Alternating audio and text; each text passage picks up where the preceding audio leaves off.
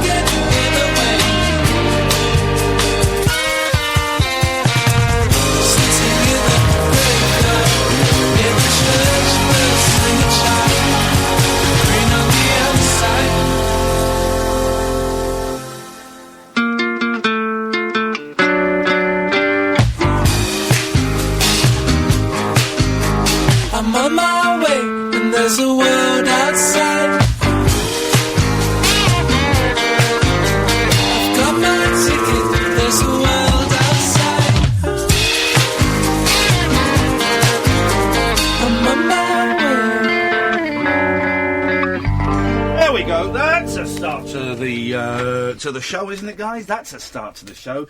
I love that song, and I'm hopefully the gentleman behind that song will be coming into the studio one evening next week. There we go. I'm just trying to sort us out on Facebook Live. There we go. We're live. Oh, dearie me. Right. Okay.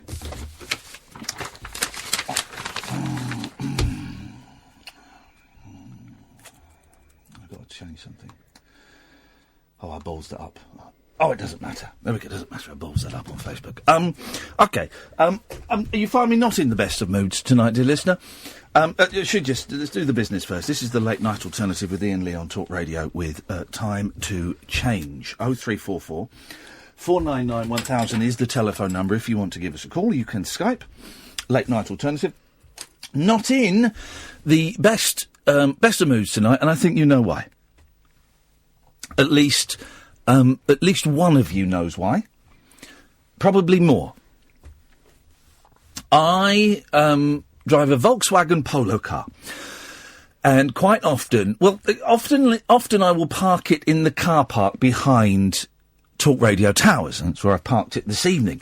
Although in the last few weeks, I must admit, I have perhaps been a little bit slack and have been parking it on the street just because it's easier to faff. You have to phone up reception to get them to let you in, and there's not always space there, and it can be a real pain. So I've been parking it on the street, and it's nothing fancy. You say it's a Volkswagen Polo. It's got some dinks, it's got some dents, it's got some scratches. One of the front, the passenger wing has got a really big dent in it. And it's I think it's 3 or 4 years old, I think. So I'm not a big one for cars. I want a car that will get me from A to B. I don't care what it looks like. I bought a brand new car once, and as I drove it away, I thought, what's a waste of money? I once had a very lovely Audi, £21,000 that cost me, and I bought that 6 months after I'd stopped working on telly. Those were crazy days. But this is a functional Volkswagen Polo. It's full of crisp packets and sweet wrappers, and at the moment it's full of Scott Walker and Loudon Wainwright III CDs. Beautiful. And it's filthy. We have not had it cleaned for ages. But it's the car I use for work. It's the car I use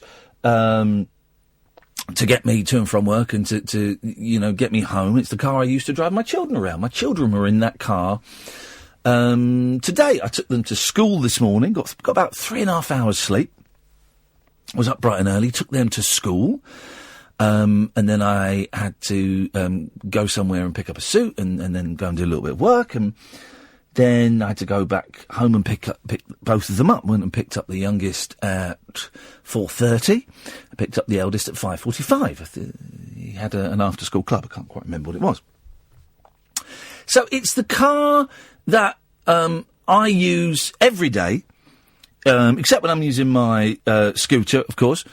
And it's the car that I drive my children around. It's the only car I've got. It's the only car I've got. My wife has a car. I'm not insured on that. She's insured on mine. And that's just the way it is. And it's the car that I use a lot. So at least one of you, I'm looking at you on Periscope and on Facebook.com/Iain Lee. At least one of you knows why perhaps I'm not in the best of moods. And because of the actions of one person, I'm afraid that the rest of you are going to have to suffer. Now, if this one person grows a pair of balls and phones up and admits what they've done and apologises, do you know what? I'll be the bigger man, I'll accept that apology, and we'll move on. And it's fine, and we'll do the show, and we'll have some fun. I've got some great stuff. Tonight there's the thing in the paper about sound effects being used on the David Attenborough show, which I mentioned the other day. They got that from me. There's a great thing in the Mirror. You'll love this because we have so much fun with this. There's a brilliant interview with Nick Knowles in the Mirror, two-page spread, and there's all kinds of stuff. So we've got some fun stuff planned, but we're not going to do the fun stuff until you can hear Catherine tapping away there. I've asked her to transcribe this this portion of the show, partly for legal reasons, partly for my own protection, but also she will just keep me in check if perhaps I get too angry. She knows what's going on. I showed it to her. One of you has done something inappropriate and disrespectful to my car. And I'm not going to say what it is, because it's obscene. But until that person calls in and admits what you've done, we're not doing the fun show that we had planned. 0344 499 1000 is the telephone number. You can, of course, Skype Late Night Alternative.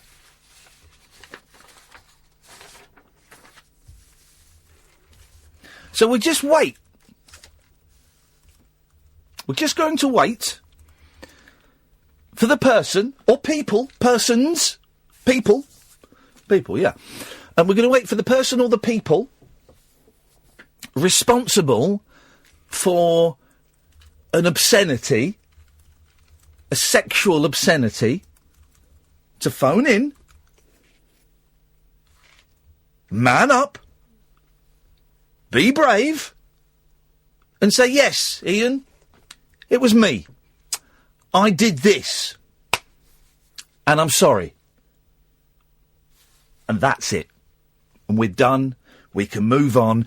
We can all have a bit of fun talking about Nick Knowles. We might even play an eye for an eye. But that's not happening until the person or people responsible for this this atrocity. No, atrocity is a big word. I retract that. This obscenity. Well, if my kids had seen it, it would have been an atrocity. We're not going to carry on with the show until you, who did it, phones up, admits you did it, and apologise. Alan, what do you know about this?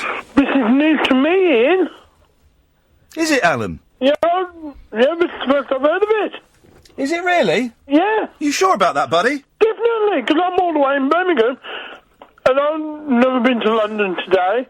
And Never about when you just told me just now. Never been to London today? Yeah. Are you right or left-handed, Alan? I'm right-handed, Kath. That's what I thought you'd say.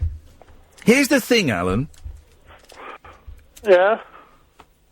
If you did it, listen, I can take a laugh. I can have a joke. I love a bit of fun, me. This wasn't funny, it was offensive. And had my kids seen it, it would have been completely inappropriate. But they can spell now. Yeah. I swear my name's Grave, it's not me. Iain. Well, Alan, you've just made a very, very bold statement there. And I hope for your Nana's Grave's sake that you're telling the truth and you don't know what this is about. Well, it's definitely true.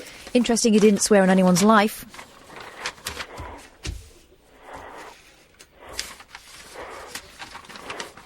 Well, I've got no cross fingers on me or Well anything. then, Alan, if you don't know anything about it, then I think we'll end this conversation here then. But just make sure that you've got nothing you want to say. OK, thank you, Iain. Thank you, Alan. We're not carrying on with the show until the person responsible phones up and admits what they did and apologises. And that's it. And that is it. I'm not a bitter man. I'm not a resentful man. That is it. That's all you've got to do. We can move on. We can have the fun. So, it's not my time you're wasting. I'm getting paid for this. I'm getting paid whether I do the fun stuff or I sit here in silence. I get paid, okay? It's the same fee whether I turn in a cracking show or a not-so-cracking show. It's your time you're wasting. And I'm looking down the barrel of Periscope now, and I'm talking to you, because I know you're listening and I know you're probably watching, because sick idiots like you get off on this kind of thing. Well, this ain't working. It's not funny. And I've got my suspicions as to who it is. And if you don't call in, and if you don't confess, well, then we'll get the police involved, then. How would you like that? Yeah? Yeah? 0344 499 1000 is the telephone number. You can Skype Late Night Alternative. If you know anything about this, I suggest you pick up the phone and you give me a call. Okay? Otherwise, we're going straight through till Paul Ross tomorrow. I've got nowhere to be. I have.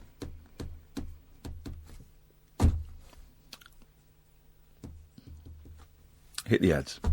Late night conversation worth losing sleep over. The Late Night Alternative with Iain Lee on Talk Radio. We have ways of making you talk. 0344 499 1000 is the telephone number. This is the Late Night Alternative with Iain Lee on Talk Radio with Time to Change. 1 in 4 of us will fight a mental health problem this year. Having a mate in your corner can make all the difference. Search Time to Change to find out more. We're supposed to be having Matt Haig on after 11 with our weekly Time to Change hour, but unless this gets sorted before then, we're going nowhere. 0344 499 1000. If you did it to my car, phone up, admit what you did, and apologise. It's that simple.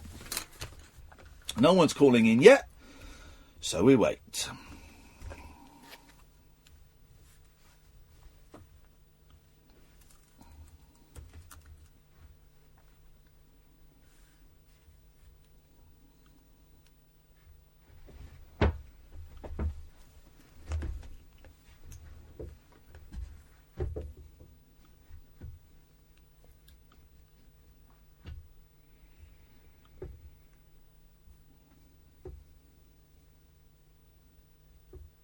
Take that. Hello, caller. You're on the air. Oh, hello there, Ian. It's Dan here. Hello, Dan. From Newcastle. Yes, Dan. I was in London earlier Yep, go on. the day, and I seen a car that looks like a Vauxhall, like not a Vauxhall, a VW. Yep. Black one. And I had defecated on the windshield, and I'd just like to say I'm really sorry if it was your car. It wasn't my car, but I'm not referring to someone defecating on the windscreen of my car. No, but you are a very sick man, Dan. Oh, really? Well, I'd like to apologise to whoever's car that was. That's big of you, but that's not. I'm not referring to what I believe is called a Boston cream pie. I'm not referring to that happening. But thank you for that. I also made love to the exhaust as well. You're just an idiot. That's not what I'm referring to. No one defecated on my car. Don't take that as a cue to do so. No. We'll carry on waiting. We all know it was you. Oh, I know exactly who it was. I know exactly you know who I'm it talking was. to. Are you going to explain why Mummy's still at work at 7 o'clock in the morning to my children as they wait to be taken to school?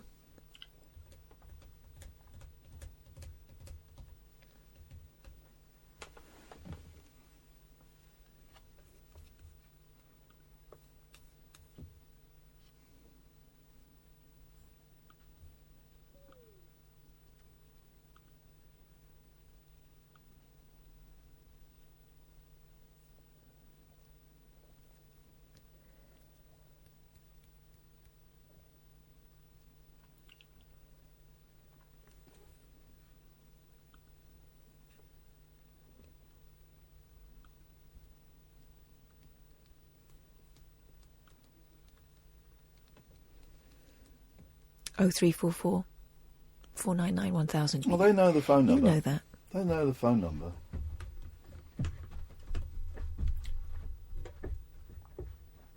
I'm wasting everyone else's time. We've got all night.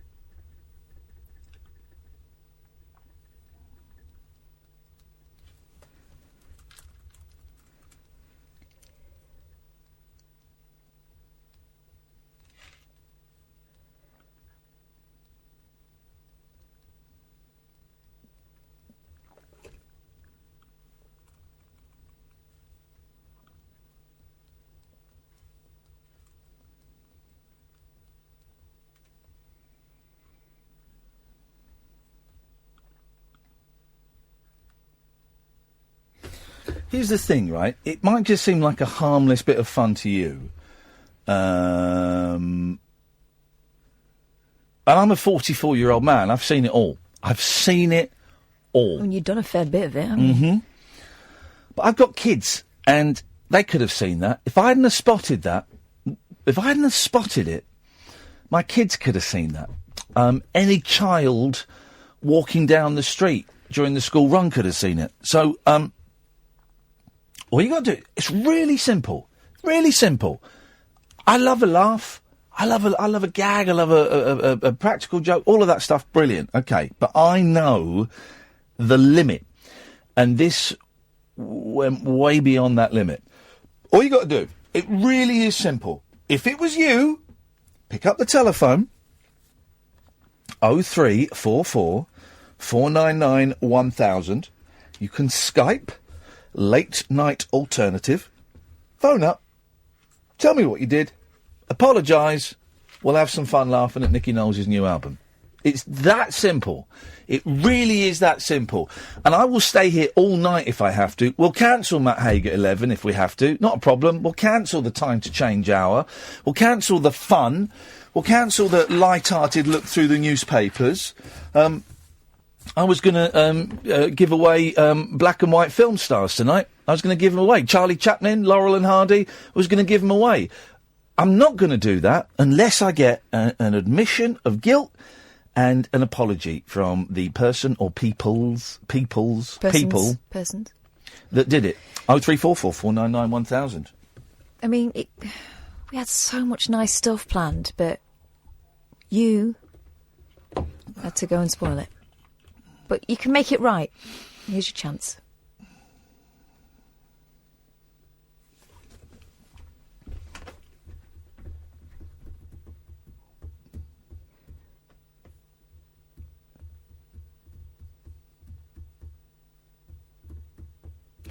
Here's the thing.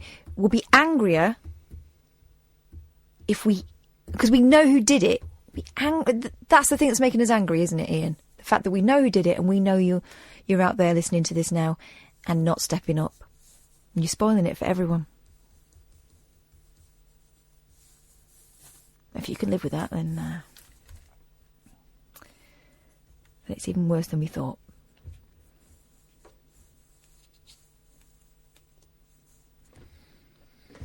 Line 1, you're on the wireless. Hello. I would just like to apologise on behalf of everybody who was involved in this matter for the drawing on the side of your car. Your car is very dirty, I must say, first of all. And I'd just like to apologise for drawing a peni and writing the word peni underneath. Now we're getting somewhere. Now we're getting somewhere. Was it you that did it? It wasn't me exactly. Right. But I was with the party that were there. Well, that's not... OK, well, you've described the act, so I know that you were certainly there. You've described the fact that a peni was drawn and underneath someone had written peni. But if you weren't the person... What's your name, caller? My name's Alfred. Right, Alfred.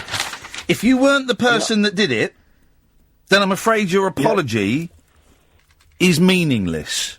You're that kid at school when the whole school is kept in during assembly, after assembly. You're the kid who puts his hand up and says it was you, even though it wasn't, just to save the whole school.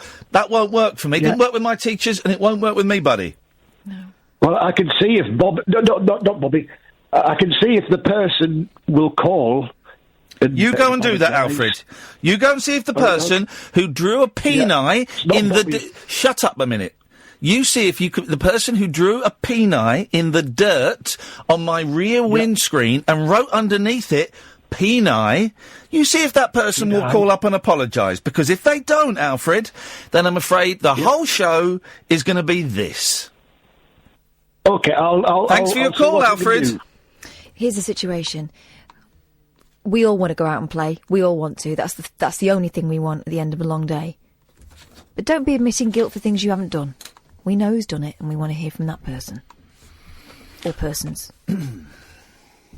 So we wait. We wait.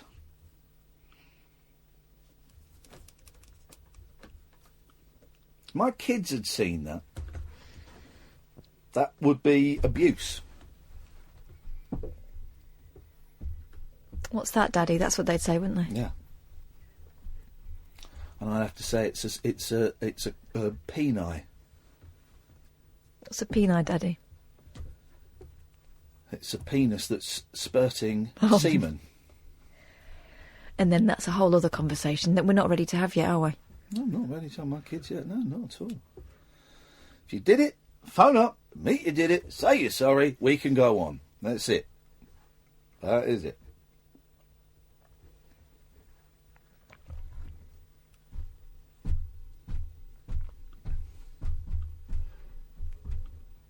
You know the number, but I'm going to say it, 0344 Don't 499 pander 1000. to them, Kath. Let them sit in the I just want them silence. to do the right thing. Let them sit in the silence.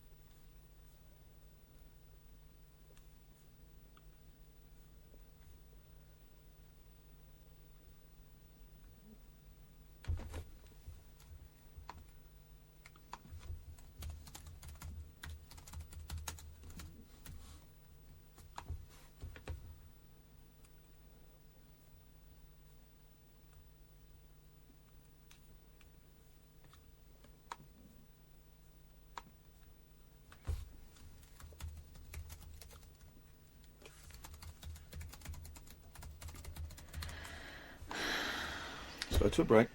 The Late Night Alternative with Iain Lee on Talk Radio. We'll get you talking. Yep, this is the Late Night Alternative with me, Iain Lee, on Talk Radio. With time to change, 1 in 4 of us will fight a mental health problem this year. Having a mate in your corner can make all the difference. Search Time to Change to find out more. And having a mate in your corner, in this instance, could make all the difference. Hello. Hello, caller. Hello. I'm really sorry. I had a glitter pen and I wrote Nick Knowles is a P word and a drawing of a P word. I have not got an issue with the Nick Knowles graffiti. Oh. It's the issue with the person who drew a peni and wrote peni underneath it. Was that you? No, I wrote... Thank you for your call. I've got a problem with the Nicky Knowles stuff. That's a bit of fun bants.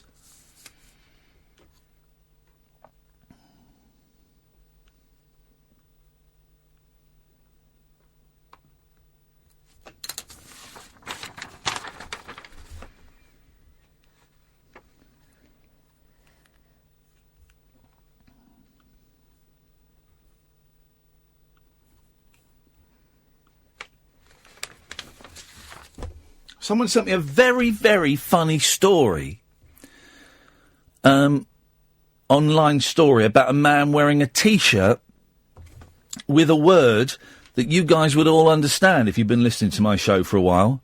So I'd love to share that story with you. I'm not going to. Hello, caller. Oh, hello there, Iain. It's Bobby here. I was speaking. Well, my friend has just called me Alfred. And he mentioned that you have became aware of the peni that we drew on the side of your car in the dirt because your car's very, very dirty. Don't try and make this into it being my fault. Don't victim blame me, buddy. Okay, well, I'm just I'm a fan of your show, and I want to end this madness. I would just like to say, from the bottom of my heart, I am very, very sorry, and I shan't be doing that again, I must say. Where's... I do apologise. I listen, Bobby, I love a laugh. I love a laugh. I love to laugh. Well, do I? Yeah, I love to laugh. I just fail to see where the joke is in this one, mate. We were basically looking, it wasn't a targeted attack per se, we were just looking to have a bit of creative fun on a dirty car. Yours happened to be there at the time. I wasn't aware until now that it was your car, so don't feel that it's a personalised attack. We just decided to draw a peni. And write the word peni underneath it. And right, just in case you weren't aware of what the drawing was. I know what a peni looks like, mate. I know what a peni looks like. I've seen them. Yes.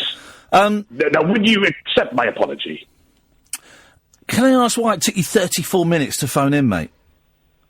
Well, I had have been listening for the last 10 because Alfred did make me aware of this radio program, and I just thought it was quite amusing listening to you sort of wanting me to call up per se, and I thought I would. I thought I'd put everybody out of their misery. Bobby, here's the call. I'm a big man and I'm a gracious man, and I accept your humble. I drew you as Please shut up. as well. Please shut up. I accept your humble apology. Bear in mind what you did was sexual graffiti. My children could have seen that. I saw it. And I could have been arrested and awarded 6 points on my licence for displaying that. But you could have also just put a few eyeballs on the said Pinay and said it was some sort of creative fun dragon. Make sure you don't do it again to my car or anybody else's car, all right, Bobby? I will certainly not do it to anybody's car. Thank you for your call, Bobby. Thank you. There we go. That's sorted. We're done. Let's get on with the fun. Right, so... Who's just tweeted me this? Osman has tweeted me this, right? It's from The Sun Online. Ex's revenge. This guy thinks this T-shirt his ex bought him says, "I love you." But he couldn't be more wrong. The man thought it was beautiful that his ex gave him the T-shirt with the words "Banchod" printed across it.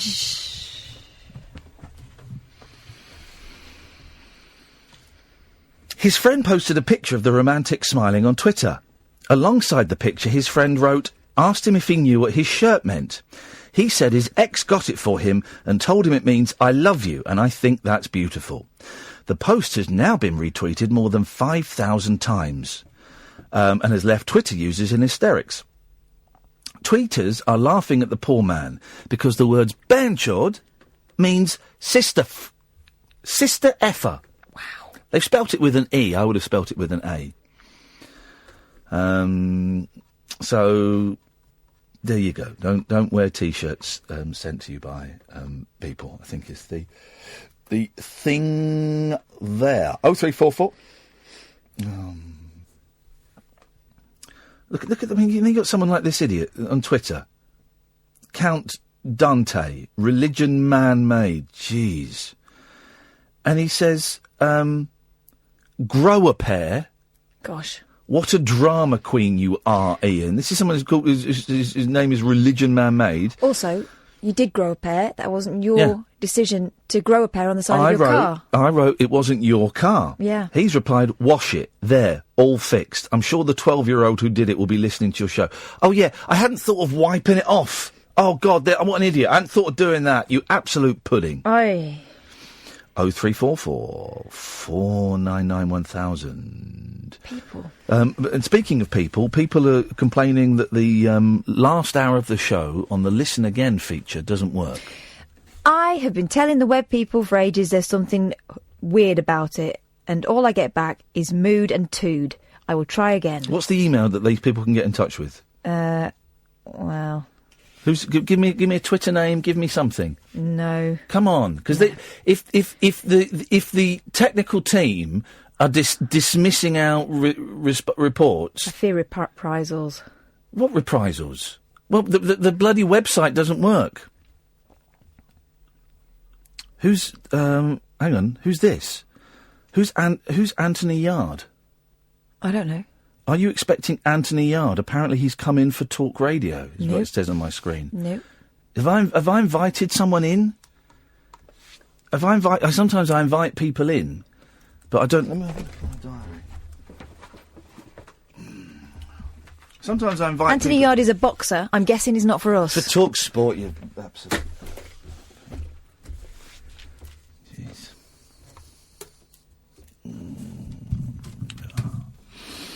This is the awkward start to the show, guys. This is the late night alternative with Iain Lee on Talk Radio with Time to Change. A star-crossed soapbox for sailor boys, stable girls, I'm on the end, and stripper grands. It depends who you're with and it depends on the situation. Late night speech radio with a difference. Thank you. The late night alternative with Iain Lee on Talk Radio. So exciting. Well, frustrating times. Nick Knowles' album was supposed to come out this Friday, tomorrow. They've put it back a week. Now, that either means it's because it's brilliant or because it's pony. One of the two, and I just don't know which one. Have they added any more tracks on Spotify? Because they had a track on Spotify, and they might have added some more tracks. Thing is, I haven't got premium Spotify. I've only got the free Spotify, which means that you can't always choose the song that you want to listen to. You can't play an album in the order that the album was created. You have to do it randomly. And also, my computer's gone very, very slow this evening. So hang on a minute. Let's have a look. Nick Knowles on Spotify. Artist, Nick Knowles on Spotify. No. Oh! There is a second track. There is a second track. Where are you going? Something important. What have you say? Uh-oh, am I in trouble? No. Oh, thank God, that's a relief. Here we go. This is... Nick Knowles is going to make you feel my love.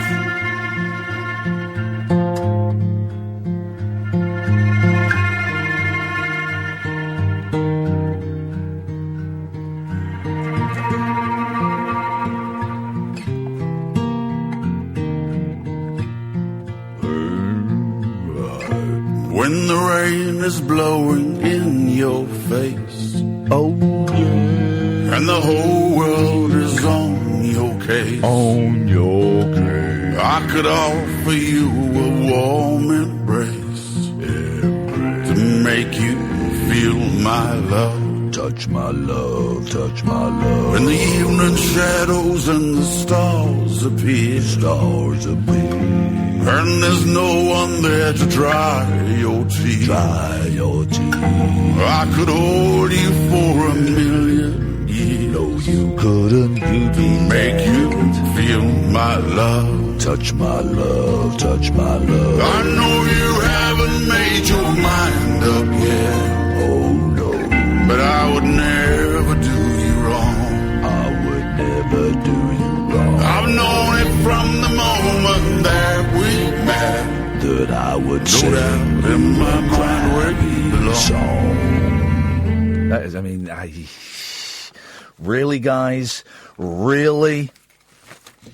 Nick Knowles on Love and his new pop career. There's a 2-page spread. In the Daily Mirror. Andrew, you just tried to call. Give us a call again. Sorry, I was listening to Nick Knowles.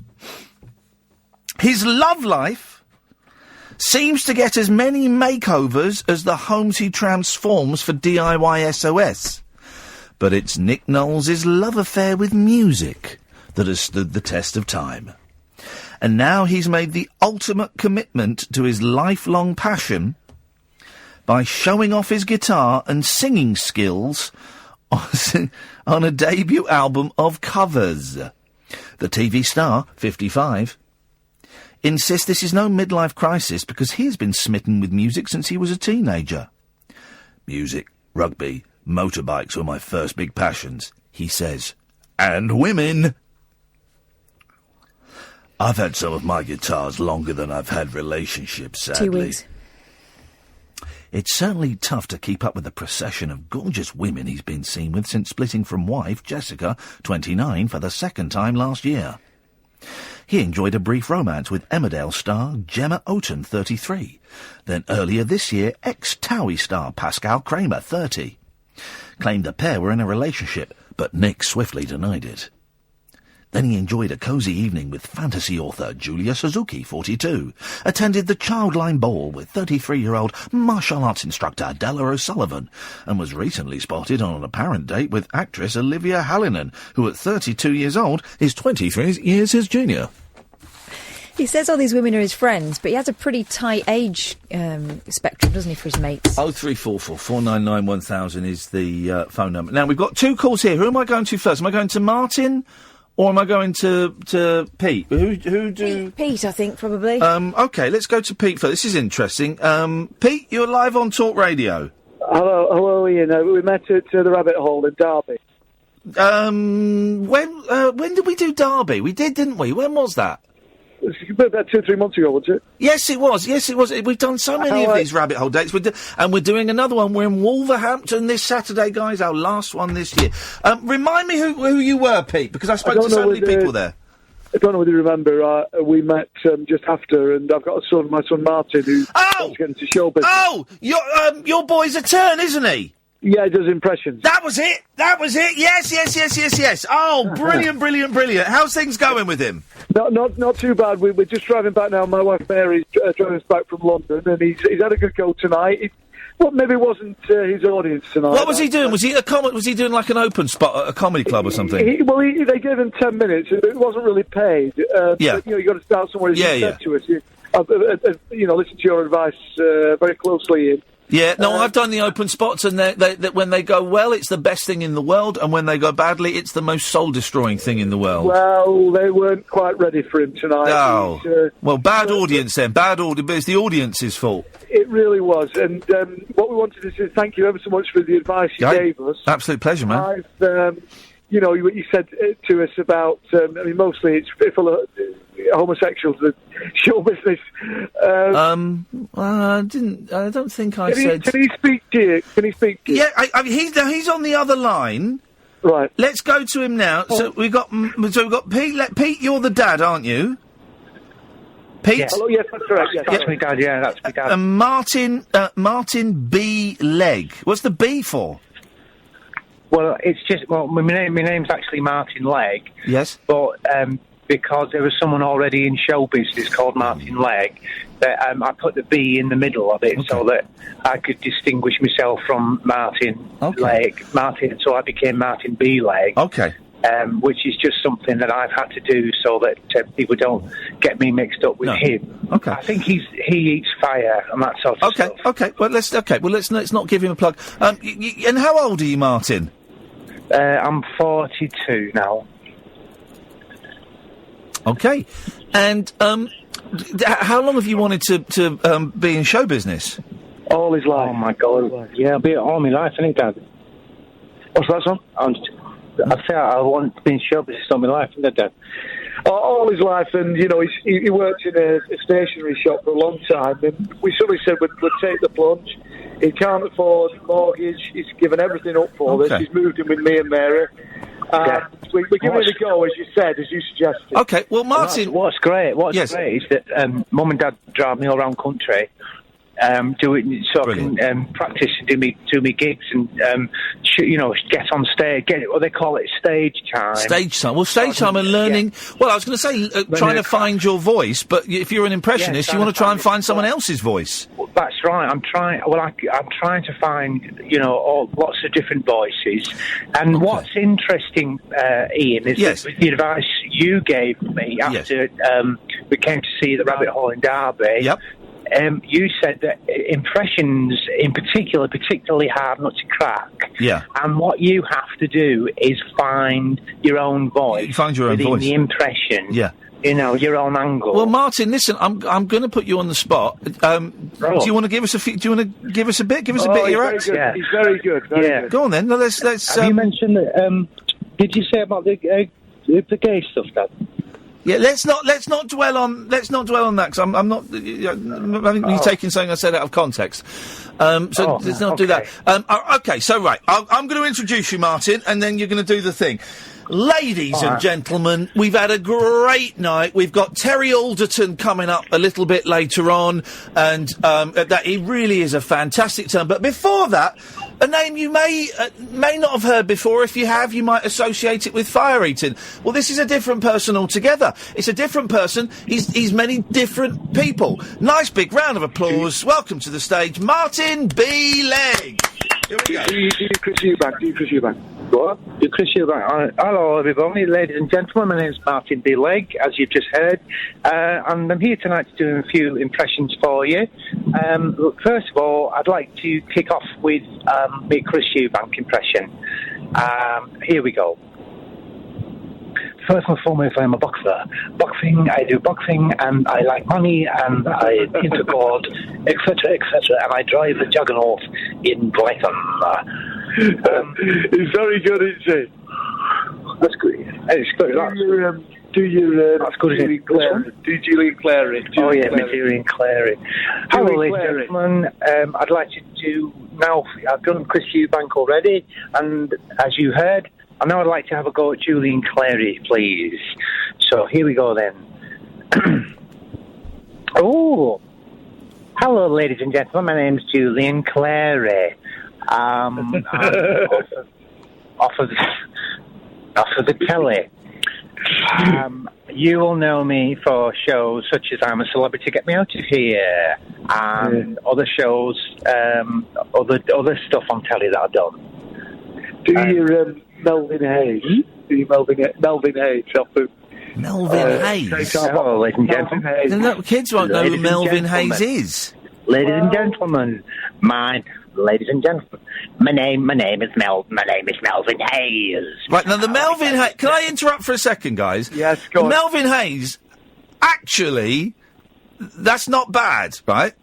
Right. But Yeah, no one knows... Well, but no one knows... No one under the age of 40 knows who Melvin Hayes is. And I'll be honest... Let me do the act. Well, let him do his act. Listen, hold on. Do you want me to give you feedback and advice? No, not yet. But I will. I do want to. Do your John in. Let me do me. Well, no, don't do. Let me finish my Melvin Hayes. I'll do that. Hello there. My name's Melvin Hayes, and I tell you what. Well, now you sound like Alan Sugar. I'm Melvin Hayes, and it ain't half hot, Mum. No, I'm Melvin Hayes. He goes back. Right. I'm gonna. Melvin Hayes. My name's Melvin Hayes, and it ain't half hot. No, you don't do it like that. You normally go. My name's Melvin Right. Hayes. Can I interrupt? This is Melvin Hayes. Okay. And it ain't half hot, Mum. Can I? That's it. It ain't half hot, Mum. Okay. I don't think Melvin Hayes ever said it ain't half hot, Mum. That's the name of the show. That's the name of the show. Yeah. When you're doing an impressionist act, you want to do more than just. Oh, here's my Chris Eubank, which I'll be honest was awful. Good. Hey. What? It was awful and a little bit potentially racist. When we were down the road. You didn't do anything on stage, like Ian. No. I don't mind criticism and feedback, but I was looking for something a little more constructive. You want to do it? Yeah, okay, Martin, but you want to do seriously. You want to do a little bit more than now. For example, okay, here's something, and I'm just making this up, right? Okay. I wonder what it would be like if Roger Moore went into a chip shop. I imagine it'd be something like. I imagine. Let me tell you what it'd be like. Let me. Hello there, I'm Roger Moore. Can I have cod and chips? My name's Roger Moore. Can I get a pickled egg and a can of ties? Moore. And I'll have a gurk. My name's Roger Moore. I'll have a haddock. Right, well, Pete, that's just awful. My name's Roger Moore. Can I have a Sprite? My name's Roger Moore, and I'll have my chips in yesterday's newspaper. My name's Roger Moore. I'll have a doner kebab. My name's Roger Moore, and I'd love a lilt. My name's Roger Moore. Yeah. Have you ever heard Roger Moore speaking, Martin? My name's Roger Moore. Yeah, right, Pete, I think. My name is Roger Moore. Have you ever heard Roger Moore saying anything? Words? Right, because that voice is... I watched all the James Bond. My name's Roger Moore, and I'm an octopusy. Mate, Martin, do you want to... Can I give you one more piece of advice? Yeah, he's the right ballpark, though, aren't I now? Yeah, here's one more piece of advice. We've got a minute and 30 seconds. Knock it on the head, son. You're wasting your time. See if you can get that job back at the stationers. You're leading your mum and dad a merry dance. This is what Dad told me all about what show business is really like. And now, to be honest with you, you're showing your true colours, mate. I'm going to be honest. With one hand you give, and with the other you take away. Martin, if I can be frank, Betty... if I can be honest with you, Martin, your act is shit. Hey! Fine. Mate, listen, I'm sure they said that to Muhammad Ali when he started out. Yeah, he was a boxer. Look what became of him. Yeah, but I bet they said he was shit when he started. And then what do you know? You don't know anything. You know nothing. We were going to come to Wolverhampton to your rabbit hutch, but we're not coming to that now. Okay, good. Not coming to that no more. I suggest you try and get a proper job, Martin, and I wish you the best of luck, and I hope that your station is... Get a proper job. You're a bird. Get a proper job. Absolute bird. Okay. I've already nailed that. Okay, I'm going to cut you off. Yeah. Now. There we go. You're a bird. Right, I've cut them both off now. They've gone. What a rude pair of absolute... I mean, you've got to be honest. That was awful. I'm Roger Moore. I'm Roger Moore. Can I have a lilt? Melvin Hayes was half decent. Who knows who Melvin Hayes is? Blimey. Not sure Melvin Hayes is sure anymore. Ay, what an out. Could we just forget this first hour ever existed? Thank you very much. Talk Radio. It's the late night alternative with me, Iain Lee, on Talk Radio with Time to Change. 1 in 4 of us will fight a mental health problem this year. Having a mate in your corner can make all the difference. Go online, search Time to Change to find out more. And it's the Time to Change hour next week. You just want to phone in and have a little check-in and let us know how you're getting on. We'll have Matt Haig on the phone after the news at 11. The Late Night Alternative with Iain Lee on Talk Radio. We have ways of making you talk. Well, I'm not the kind to kiss and tell, but I've been seen with fire up. I've never been with anything less than a 9. So fine, I've been on fire with Sally Field, gone past with a girl named Bo, but somehow they just don't end up as mine. It's a death-defying life I lead. I take my chances. I die for living in the movies and TV. But the hardest thing I ever do is watch my leading ladies kiss some other guy while I'm bandaging my knee. I might fall from a tall building. I might roll a brand new car, 'cause I'm the unknown stuntman made Redford such a star.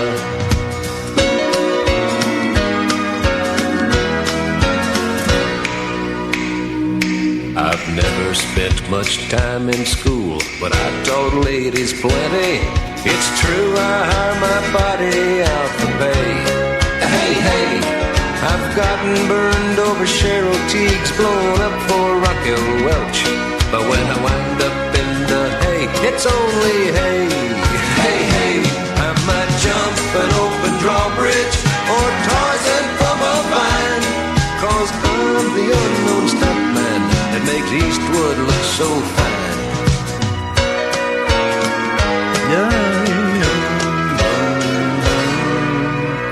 Welcome to the Time to Change hour on Talk Radio. For the next hour or so, we're going to be talking about mental health, because it's something we should all talk about, and we'll be discussing the highs and lows and how having someone in your corner to talk about the challenges you are facing, or sometimes not to talk about the challenges you're facing, just to kind of, you know, sometimes...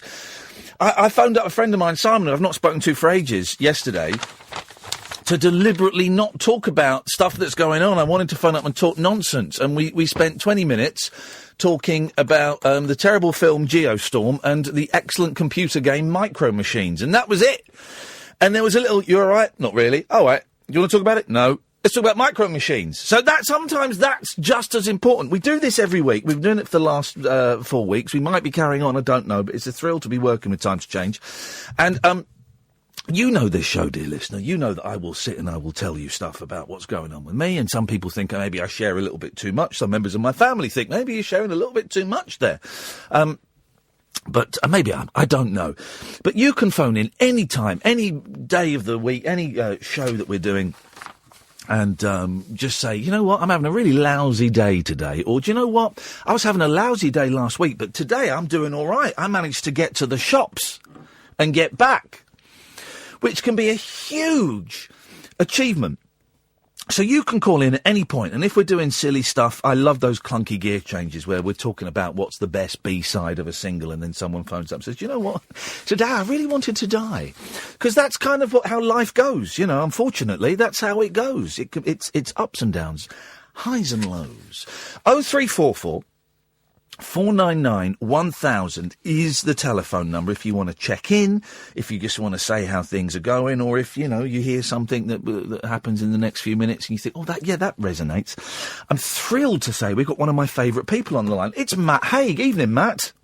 Hello, Ian. How are you doing? I'm doing, do you know what? I'm doing all right today, because today there's loads of stuff going on that's quite heavy, but today I had quite a fun day, and I'm not allowed to say what I did. It's top secret, and it's nothing massive, but it felt very exciting and it felt very glamorous. It's not particularly glamorous, but it felt like it. So I had a couple of hours of thinking that I was important, which is always a nice feeling. It is, yeah, it's addictive. It is a little bit. How are you doing? I'm doing very well, actually. I thought I was going to be bad this week because I was doing some travelling last week. Yep. And then when I come back and when the weather's like this, I'm often in a bit of a sort of vulnerable patch, but now I'm feeling fine. Now, I follow you on Twitter, and I saw that that you were in the States, weren't you? With was it with the How to Stop Time book? Yeah, I was. It was it's not even out there yet, but you have to. They sent me out there to talk about it. Yeah. In advance of it coming out, so I had. It was very nice, actually. You're just having lots of dinners with librarians and booksellers. Oh, wow. But the thing is, because I'm British and I'm not as good at talking as you, and so I go over there and I had to do a little speech about the book, and they don't know when you finish talking if you're British because there's no climax. Yeah. So I had to actually tell them I've finished talking now, and then you get a polite little smattering of applause and stuff. But yeah, no, it's fine. But I saw from your tweets that this is the kind of thing that in the past would have perhaps induced the anxiety levels would have been unbearable. And I just wondered, it seemed to be going quite smoothly for you mentally while you're over there. I wonder if that was the case, and if so, what was different this time? Well, it wasn't great because I'm not that used to being on my own. Yeah. Which sounds really sad and pathetic. But because I work from home and I'm always with Andrea, my spouse, and with my children, I rarely travel alone. So it's like 10 days on my own, which for me is kind of a big deal. Yeah. But what I did this time is I didn't spend any time alone in hotel rooms, which I think sap your soul, even if it's quite a nice hotel. Yeah. You're just sitting on the end of the bed watching American news, which isn't that fun. So what I did this time is I just went out and walked. So I just walked, and walking is good. I think walking is my favourite non-medical antidepressant, actually. Yeah, walking is great, and I got into it because I want to lose a bit of weight because one of the pills that I'm on is making me put on weight. So I got into walking, and I really got into it. And this is a recent thing in the last 12 months. I've really got into audiobooks. I've always been quite sniffy, Matt, about audiobooks because I like reading books. I like holding a book and reading it and turning over folding the page over and keeping myself. But I downloaded an audiobook and I can't remember. It might have been a John Ronson thing. No, it was an autobiography. It was someone's autobiography, and it will come to me in a minute. And I'm hooked on them now. I can't stop listening to them. Yeah, it totally depends, doesn't it? I mean, sometimes it can totally elevate it if you get it right. I actually had to do my own audiobook for Reasons to Stay Alive, but I didn't really enjoy doing it. I never listened to it. No. I can't imagine it's that great because I had a cold when I was reading it. But yeah, I mean, a really good audiobook is a wonderful thing. And, especially if it's by the person who's written it. Has to be. Has to be by the... Just going off on a tangent. How long does it take you to do an audiobook? Because I would want to crack it out in a day, but some of those books go on for hours. I think I was meant to do it in 2 days, but I did it in a day. Yes. But that's because it was quite a short book. Yeah. But there were certain words I couldn't say. There was, I think it was tumultuous. I had to do it about 15 times. And when you start going wrong with something, you keep going wrong with it, don't you? Yeah, of course. But the thing I do when I do these voiceovers for Channel 5, if there's a word that, and it's normally about 45 minutes into the session, my brain just goes a bit rubbery, and there'll be like too many L's in a sentence, and I won't be able to do it. And if I get to the fifth take and I can't do it, I say, "Can we come back to that at the end, please?" And it's just that it's weird the tricks the brain plays on you when you're doing that stuff. Yeah, and if you're reading a whole kind of paragraph and you've got the middle, I think you just get nervous about it again, and then you just totally make the same mistake or overthink it. But reading, listening to audiobooks, all good things. Have I got this right? You're a runner as well, aren't you? I am. Yeah. Because loads of people have said to me, go to the gym, go running, and and I've tried it. I'm sort of getting better at going to the gym. I tend to go to classes so that I need someone shouting at me for 45 minutes for me to do something. But the running thing, I have never got, and I've tried jogging, I've tried sprinting, I've tried it with music, I've tried it with inspirational, these inspirational apps that telling me I'm a great guy. And it doesn't work for me, but it works for you, does it? It helps for you. It very often does, yes. And I mean, I'm a really boring runner. I'll literally walk to the gym. I'll get on a treadmill for about half an hour, and I'll just do the settings, and I just won't think about anything. And I'll just. So I live in Brighton, so I occasionally run by the sea and do that in nice weather. But most of the time, as my default thing, I go to the gym and just treadmill it. And do you switch off your head? Because I am aware of every footstep. I cannot get into that Zen place. I can feel the material rubbing against my legs, and every sensation becomes heightened when I try and run. Yeah, I get bad nipples, actually. Sort of a T-shirt. So I sometimes have to sort of like either... Not Vaseline, but, I've heard that that sometimes marathon... I think this is true. Maybe this is not true. Maybe I'm going to say something really dumb. I've heard that sometimes marathon runners' nipples fall off. Oh, my God.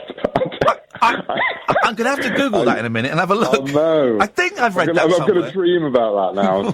Oh, that's hideous. That's hideous. Now, listen... Reasons to Stay Alive is a book that I love, and I've bought it for friends, and I've read it. I think I've read it 3 times now because it's just delicious for dipping into, it is a short book, so you can do it in a day if you're feeling up to it. The reaction, were you surprised by the reaction that you got after that book? Because it kind of exploded, didn't it? Yeah, I mean, I wasn't expecting many people to read it at all, really, and I don't know if my publishers were either, and it was just it happened very naturally and very nicely, and it was a kind of genuine word of mouth thing. But all I think it was is that people were just at a point where people were itching to talk about mental health and to do it in a kind of everyday, informal way. It was definitely not an academic book. I wasn't trying to solve everything or be an encyclopedia of depression. It was just talking about a very subjective, personal, one person's experience of depression and anxiety, and to do it in a way hopefully wasn't depressing. I think you can talk about depression in a way that doesn't depress people, but can actually make people feel a bit better. Yeah. I mean, if you think about therapy, what therapy is, it's just words, isn't it? It's just talking or writing.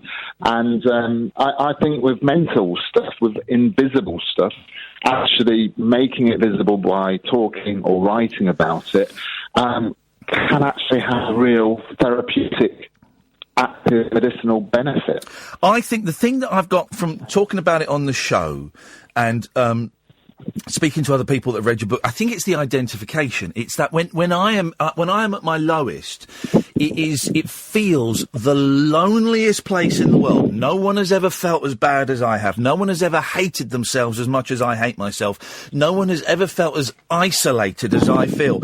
And I've had so many people saying, "Oh, you talking about your medication and this side effect or that side effect," or you saying that you couldn't get out, you took the day off work yesterday because you couldn't get out of bed. That I identified with that, and that made a difference. And I think that's a key thing, isn't it? Just kind of connecting in a slightly abstract way. Yeah, because it's very lonely. I mean, it's very isolating. I mean, when I first became ill, it was like 1999, so way pre-social media or anything. And I felt like, I as you say, I was the only person in the world who had felt like this. I don't even know 100% I was experiencing depression, anxiety, and those things. Even when I got diagnosed, I didn't really understand what that meant. I was just feeling this sort of alien thing. So, yeah, I think that's it. I think just realising, and it's been quite the therapeutic thing for me, writing the book, was to realise how many people, I mean, that's the tragedy of it, but there's also the comfort in that, how many people experience this and cope with it and live with it And, you know, they don't end up, you know, in the worst case scenario, 90% of people. They live with it, get on with their lives, and often have better lives than they even did before. You know, it can make you appreciate things and stuff. Hey, I tell you, you know that your book has gone, you know, kind of into the zeitgeist. I went for a meeting about 18 months ago with publishers, because I had an idea for a book I wanted to write about working in TV, and I went in and I pitched this book, and they said, yeah, well, we were thinking more something along the lines of Reasons to Stay Alive. And I said, yeah, you know that book's already been written and it's really, really good. They said, yeah, do you think you could do something like that? And I said, well, no, of course I couldn't, because that book's already there.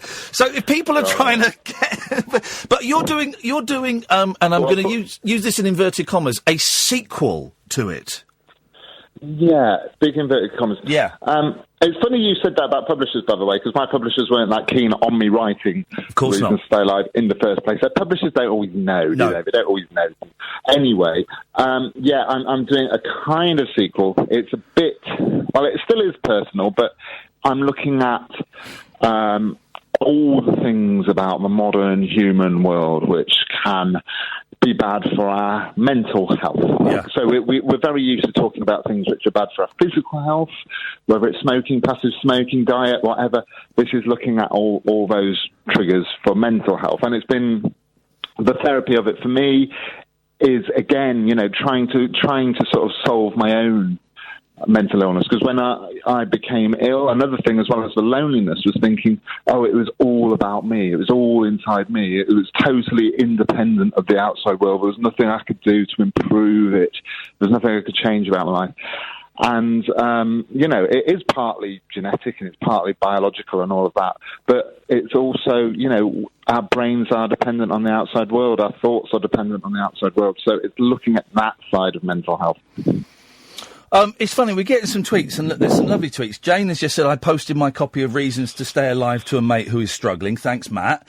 And then Mike has just tweeted, I'm feeling okay, laughing at... I don't know if you heard, we had a terrible impressionist on and his dad earlier. Oh, God, it's awful. And Mike's saying, I'm laughing at those two Burkes, but to be honest, I couldn't care less if I woke up in the morning or not. And I get that. I understand that, and that's... I tell you what, it's heartbreaking that he feels like that, and I'm not going to patronise him by saying, you know, come on, guys, people want you to get up, because I don't know.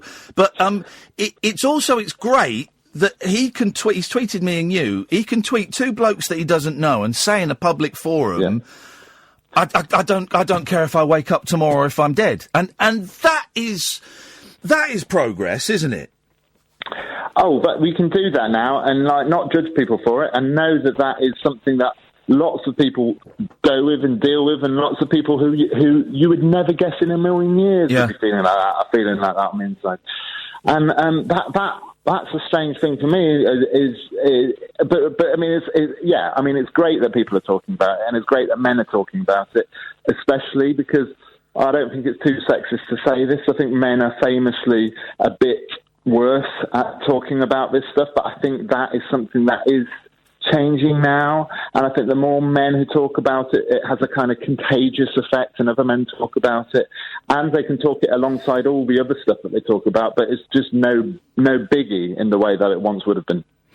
Although, of course, if you're suffering some problem, you can do a Harvey Weinstein and go to a course for a week and be cured. So that's how long it takes now. You know what, though? Isn't that annoying that every time there is a A-lister doing something criminal or abhorrent, that the PR route is to go down the sort of mental illness route. Yeah. It's like, actually, when you're in the depths of depression or addiction or anxiety or whatever, that's actually worse than any sort of news scandal you could be feeling. You're feeling as bad as him. So why aren't you getting the help then? You know, it's just this shield, you know, and it doesn't help mental health. And also, that's a side point. He might be a sex addict. I believe that sex addiction is a real addiction in a similar way to drug addiction. He might be, right? And if he is, then I hope he gets the treatment and sorts it out. But it doesn't take away his responsibility for the hideous acts that he committed. No. He's still got... Yeah, go and address the sex addiction, but there, you've also got to address the fact that you've touched people up and you've been accused of rape. You've got to address that. You've got to accept responsibility. Exactly. And also, you can have addictions and still be a moral person and still not cross lines and still want to deal with it. And if you've had a genuine, authentic addiction that was going to cause pain to other people, very often you try to get help for that. And so it just seems a little bit funny when you're only getting help for it as a sort of PR thing because it's all blown up. But, yeah. It's a weird old world at the moment. It is such a... I've got stuff going on at home that's making me miserable, but then, just when I think I've got that sorted, I look out the window and go, oh, God, Brexit, oh, God, we're all doomed, oh, Trump is still in power, oh, he's going to call a war with Iran. It really... You've got kids, I've got kids, and I do think, what the hell are we handing down to them? I blame the internet, Ian. This is my new theory. Yeah. I kind of do. I think we live in this age where, the internet now is designed, its whole advertising model is designed around stimulation and attention. And so the people who are getting the power are the people who are the ones who are the most attention seekers, which isn't going to make for a stable world or a future or anything. But so I think we need a little time out from technology and a little rethink about where we're going. But that's not going to happen. But anyway, no, it's not. And I think Twitter and Twitter and Facebook. Yeah. Maybe we're just old farts, Matt. And this is us showing our age. No, but listen, actually, Ian. Go on. There's some very in my research for my new book. There's a lot of facts about teenagers now are really, really aware of the negative impact of social media. Like the millennials and our generation are actually the ones who are quite pro it. Yeah. But you go really young now, the kids who've known absolutely nothing but social media, they're the ones, like 70% of them would be fine if it didn't exist. Ooh, that's good. So there's a glimmer of hope down the line. Well, in the way that people are turning back to vinyl or real books and all of that and tactile objects, I think, there may be a little backlash. Matt, it's always a pleasure. It's always a pleasure to talk to you. Next time you're in London, you have to come in. You have an open invitation any time you want to pop in. You'd be very welcome. The Christmas book. What's this Christmas book called? This is probably going to be my third and final. This is Father Christmas and Me, and it's out now. And they're brilliant. There's three of them, and they're a joy. And what I think is wonderful is. Certainly in our household, and you see it on Twitter, your books have become a Christmas tradition. The first one that came out, I guess, 2 or 3 years ago, that every Christmas now people are dusting that off and reading it as part of their tradition, like putting up a tree and putting the tinsel up. So that's something to be very proud of. Yeah, it's lovely, and it's a nice counterbalance to writing about depression, to write about Father Christmas. It's a bit. Matt, lovely to talk to you, mate. Take care. You too, Ian. See you later on. Soon. Thank you very much. That's Matt Haig, Haig. And his book, Reasons to Stay Alive, is it's a superb read, right? And if you're struggling, or if you've got a mate who's struggling, or, you've got a kid who's struggling, I cannot recommend it highly enough. It's absolutely superb. And the Christmas books as well are a joy. 0344 499 1000 is the telephone number if you want to give us a call. For the next 35 minutes or so, I keep swallowing because I'm getting a bit of a sore throat. And the reason I'm getting a sore throat is my 5-year-old coughed into my mouth. Thanks, dude. So I'm swallowing a lot. So I apologise.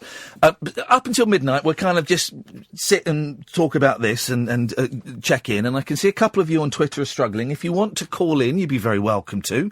I'm not a therapist. I'm not a doctor. I'm just a bloke that's going through stuff. So you can call in about that if you want. And then after midnight, we shall open up the phone lines to any old nonsense that you want. 0344 499 1000 is the telephone number. You can Skype Late Night Alternative. This is the Late Night Alternative with me, Iain Lee, on Talk Radio with Time to Change. Across the UK, online and on DAB. The Late Night Alternative with Iain Lee on Talk Radio. This is the Late Night Alternative with Iain Lee on Talk Radio, with time to change. 1 in 4 of us will fight a mental health problem this year. Having a mate in your corner can make all the difference. Search Time to Change to find out more. We've got another half an hour of talking specifically about this, and you can kind of call in and check in with stuff that's going on, or maybe it's something that's happening to someone else in your... I've written down the wrong thing. Oh, no, I've done that right. I've got to keep a note of these, and I've been losing track of them terribly. 0344 499 1000. 0344 499 1000 is the telephone number. You can Skype us as well, a Late Night Alternative.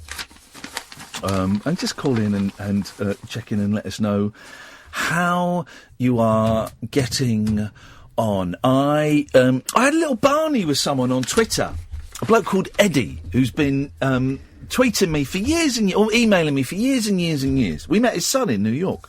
Oh yes. At the City Winery. And because I tweeted last night that I'm in the new year. God, my throat's killing me. It's not killing me, I've just got to swallow. Yeah. In the new year, me and my psychiatrist are going to look at cutting down my meds. No, I saw that, and I read that as optimism. Yeah, Optimism. And this gentleman said, yeah, man, maybe you shouldn't be sharing that stuff. It makes me feel uncomfortable. Well, that's your bag, man. Didn't you say tell your friend or something? Yeah, and then he started going off, and, that was cool. He said that was fine. But then he started going on something about my wife, and why isn't he talking to his wife about it? And I'm thinking, that's none of your business, dude. You've crossed the line there. And I don't mind sharing stuff about my medication and the side effects that it has on me, because, it happens. If I was on chemo or radiotherapy or Ventolin or whatever, I'd be sharing the effect it has on me. The other thing to consider is, and he's fortunate if he's never been in that position, yes, that sometimes it's easier to talk to strangers about things because you don't want your friends or family to worry. I mean, I'm not saying that's what's going to happen, but it's in your mind. You don't want to worry them. Yeah. You don't want them to feel like they have to say or do something. Sometimes, and Twitter is great for just shouting into the ether sometimes, It's nice to just shout. Anyway, we're cool. And he sent me an email that was kind of in a roundabout way. I guess it was an apology, although it didn't have the S word in. And it wasn't that so much. I just replied, look, if you don't dig it, unfollow me or mute me. But it was when he started going, well, why isn't he talking to his wife about this? That's where he should be doing. Speculating. Well, why are you saying that out loud? Yeah, I mean, but people manage the way they manage. People manage the way they manage. Good evening, Paul. Hello, Ian. How you doing, mate? I'm all right, thank you. Is that Kath there as well? Kath is there. With the gang's here, Paul. Hello? Hello. Is that Ian? Yeah, you're on the air. Hi, sorry, mate. Yeah, sorry, mate. Just I've got a lag going on my computer as well. Right. Wait, what, are you talking to us on the phone?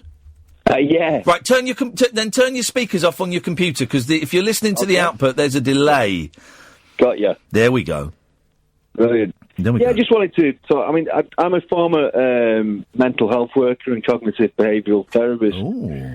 And I was working in schools. I was working a lot with suicidal teenagers and stuff. I'm right in the middle of doing my MA. Basically, my wife almost died. Oh, man, alive! What can I ask? What happened? She basically sort of had a massive thrombosis, and she's sort of like disabled now. Oh, mate, I'm sorry to hear that. Well, she's sort of like disabled, yes. You either are, you aren't. Oh, I'm so sorry to hear that. What a horrendous thing to happen.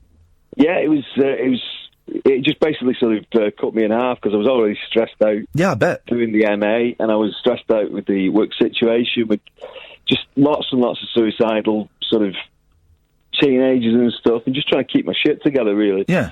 And on top of that, we just had it was a couple of months after she'd had our baby boy. Oh. So she was in hospital then for like 9 months. and very poorly, and she still is. But the point was basically that I've kind of seen both sides of the equation.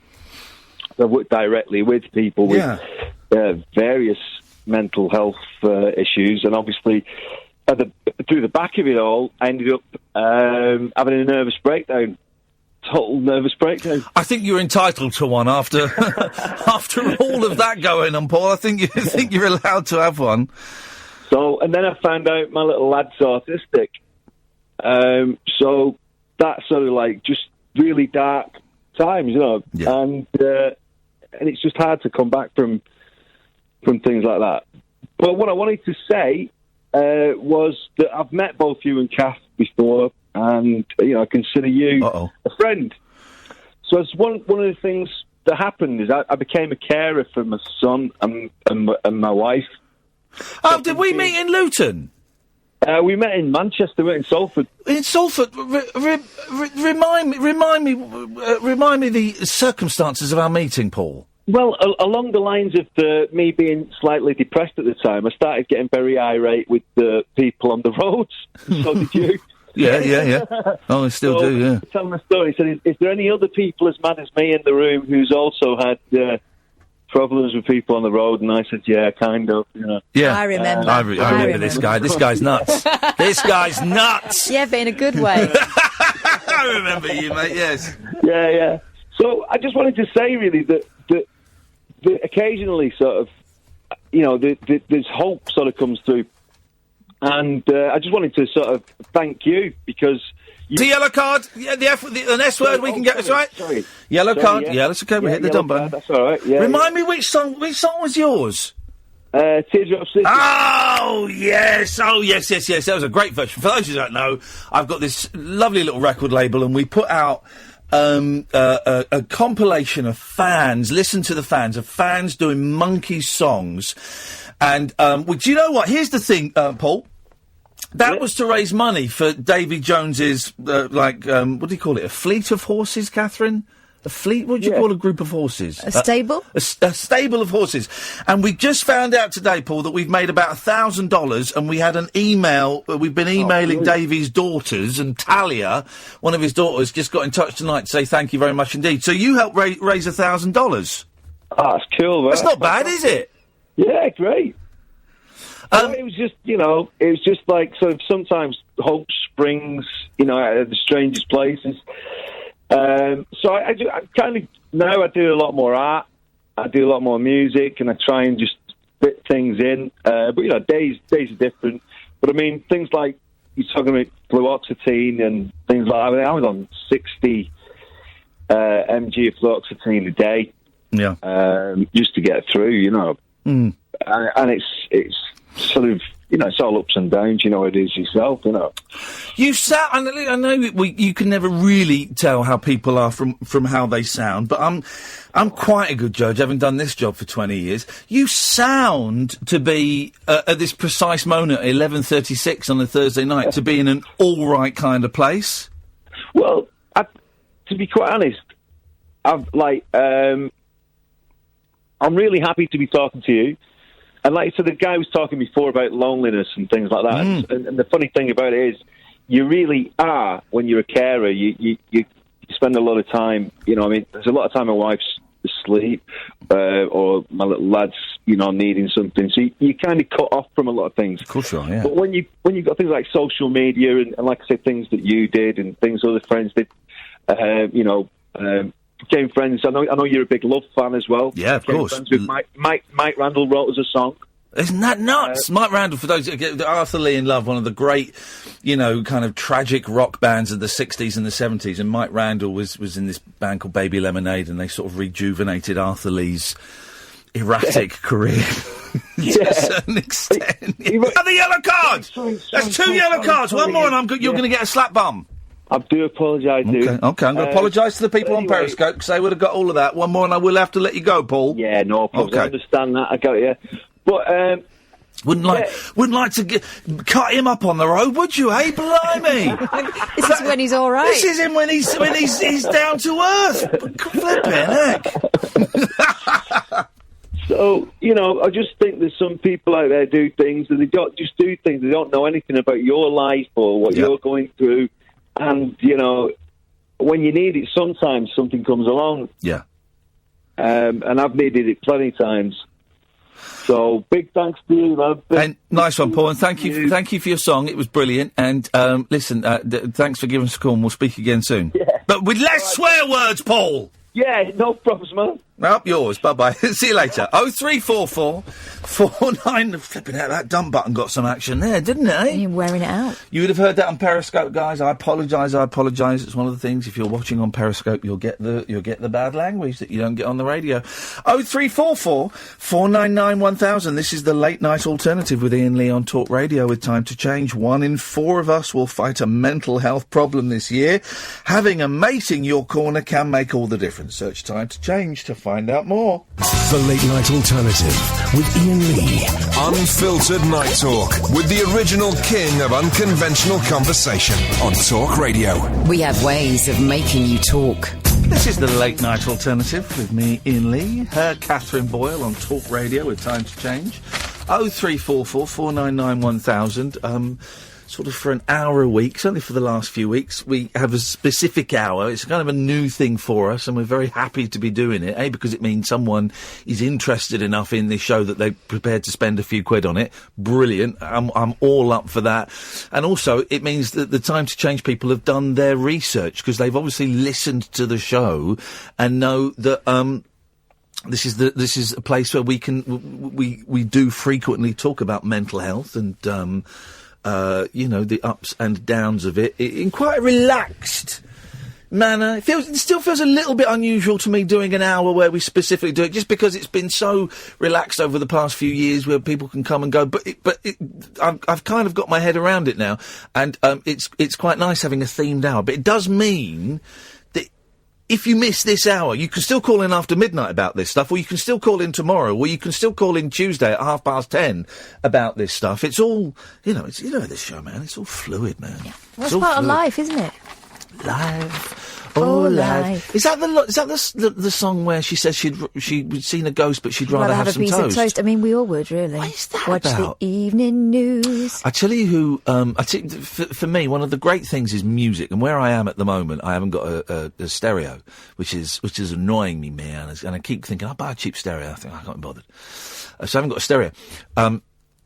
So I listen to music in my car, and when we had Loud and Wainwright on the other day, I bought a load of Loud and Wainwright albums. This is what I do, is when we have a guest on or I read a book about something, I'll buy loads of books and loads of DVDs and albums and stuff, and I'll buy too many. I've just bought a Billy Bragg album because we had him on the other day, and I'm looking forward to it, actually. It's the one that he recorded at train stations in America. Him and this bloke, Joe Henry. Got the train, and then the train would stop for like 40 minutes, so they'd get off, go and sit in the waiting room, set up a little recorder and record some folk songs. I mean, what a brilliant idea. You can hear all the announcements in the background and stuff. Oh, wonderful. But so I've bought these 3 or 4 Loud and Wainwright the Third albums, right? And I should really have listened to them before he came on. And I'm listening to this one. I can't think what it's called. I think Wainwright. There was, I think it's The Last Man on Earth. Is that the name of the album? But flipping it, I mean, just his way with words is,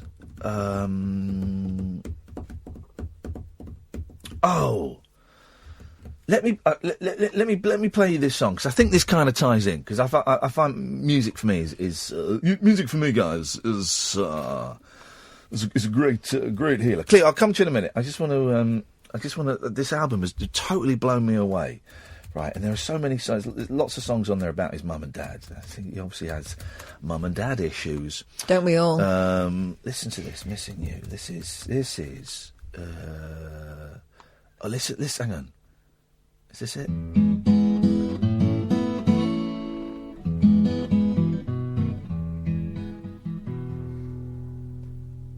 He don't stay out anymore. Right, here we go. Yeah, we'll have this. Cleo, we'll come to you after this. Listen to this, guys. This is 3 minutes, 30 seconds, right, of just this guy is blown me away. This is Loudon Wainwright III and the song "Missing You."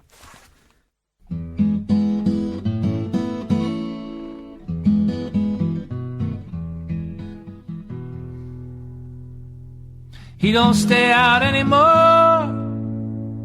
No more coming in past 4. Most nights he turns in round 10. He's way too tired to pretend. Sure, you might find him up at 3, but if he is, it's just a pee. And some nights he's awake till 2, but that's just 'cause he's missing you. He's lying there missing you.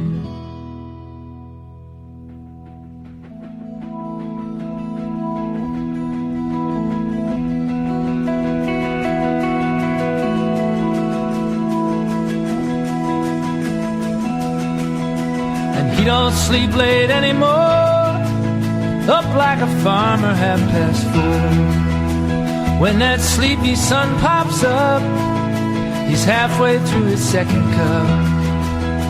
And his day's work is done round 2, that's when he starts in missing you. 2:45, it's time to nap. He always says, no nap, I'm crap. His motto is, no nap, I'm crap.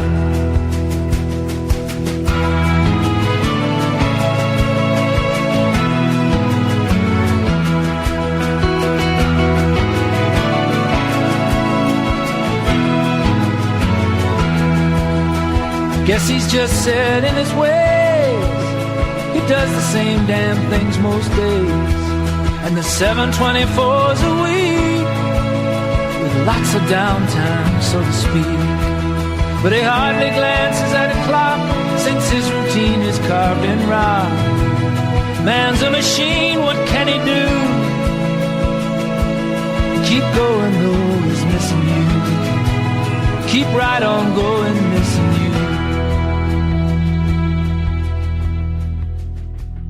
And his teeth fall out, so does his hair.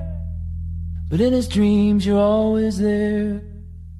A jewel in his unconscious mind, a miracle, a precious find. But in the end he's all alone. He wakes up and his jewel is gone. There's a heaven and he knows it's true, but he's back on earth just missing you. And it's hell on earth just missing you. Back where he started, missing you.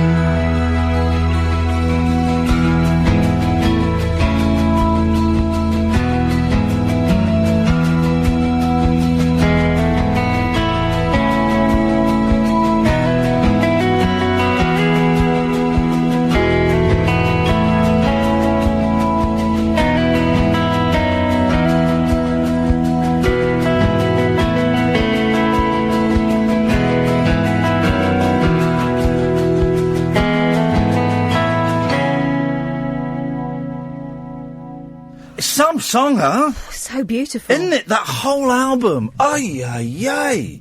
His voice is incredible.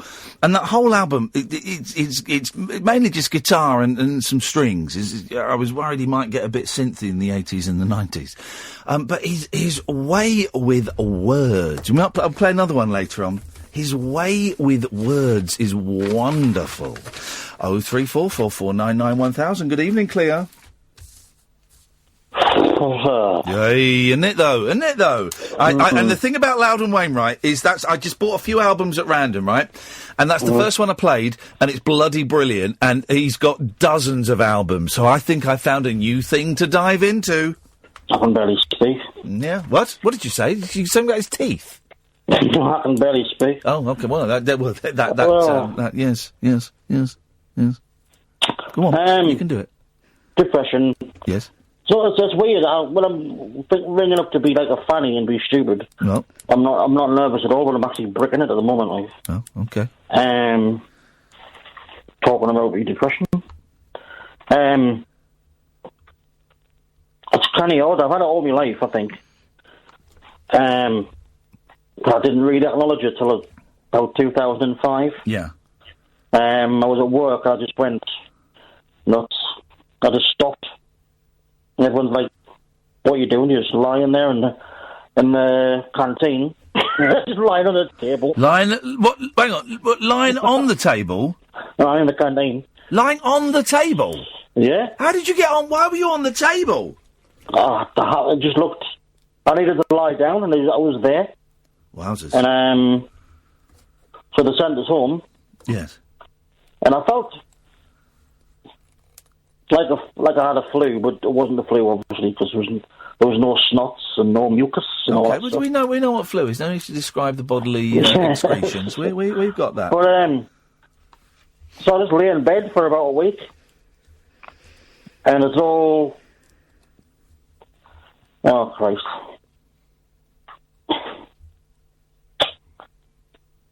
That was weird, because I knew I'd always had depression. Yeah. But that was the first time it was like, I've actually got a proper problem. And not like, I've always brushed it aside and been Mr. Independent, and I spent most of my life telling other people how to, like, run their lives, you know what I mean? Yeah. I was like the agony uncle in my clan, the new mates. I was the one everyone leaned on. And, that song's knocked us out, because I was going to talk about my dad. That was very much a song. Oh, mate, he's got a song on that album about his dad. Oh, he's got a song on that album about his dad, I'll tell you that. I don't think I'll be buying that. Oh, mate, he's got a song on there about his dad. Oh, he's got... It's brilliant. I've always known I'd end up with depression because my dad was a depressive. Yeah, yeah. And that's why my mum and dad broke up. She couldn't cope with it. Yeah. A lot of people, a lot of husbands and wives and sons and daughters and mothers and fathers can't cope with it. And there's no shame in that. You know, if the other person can't cope with it, you know, some people can't, you know, and there's no shame in that. It's hard to understand. I mean, of course you can't completely understand what the other person's feeling, and sometimes the things that are said to you are hard to hear, but it's a matter of... I know, I'd rather know than... You can tell if someone's pretending. Do you know what I found really helpful as someone who, you know, thankfully I don't suffer with depression, but, you know, I know people that live with it, and I found Matt Haig's book really helpful in trying to understand it, really trying to understand it, and understanding that you can't fix it, but, you know, it's sort of walking alongside rather than trying to intervene all the time. It's quite odd. My mum's only beginning to understand depression now that I'm deeply... See, I put off taking meds for years because back in the 70s, meds, they screwed me dad up, and that's what really... all there was really for depression was lithium, which was kind of like... was turned you into a zombie. Dude, he had electric shock therapy and everything.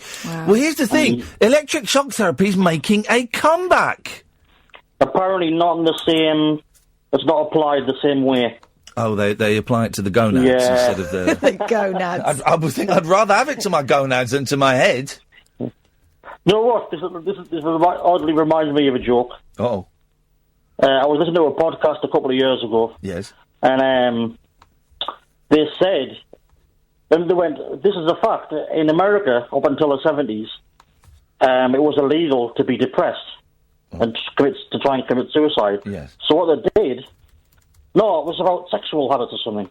But then the other said, they used to put you away if you masturbated too much. What? And they used to give you electric shock therapy. So I was like, surely that's just the wrong thing to give someone who's... I wouldn't open with that joke. If they're deviant, yes. anyhow... Well, yeah, it depends. They might like electric shock therapy, you know what I'm saying? Yeah, I know what you're saying. I know what you're saying. Anyway, that's strange. Yep. My mind went up on one there. But yeah, meds, I didn't... For years, I went, nah, I'm not taking meds. And I was very much one of these, like, no, meds make you worse, man, type people. But I've been on them since March. And this sort of work, I'm not completely down. I'm up and down and all over the place. Yeah. But I think that's better than just being down full stop. Mine are doing the job that they're meant to do. And Cleo, we've got to move on. Thank you for that, brother.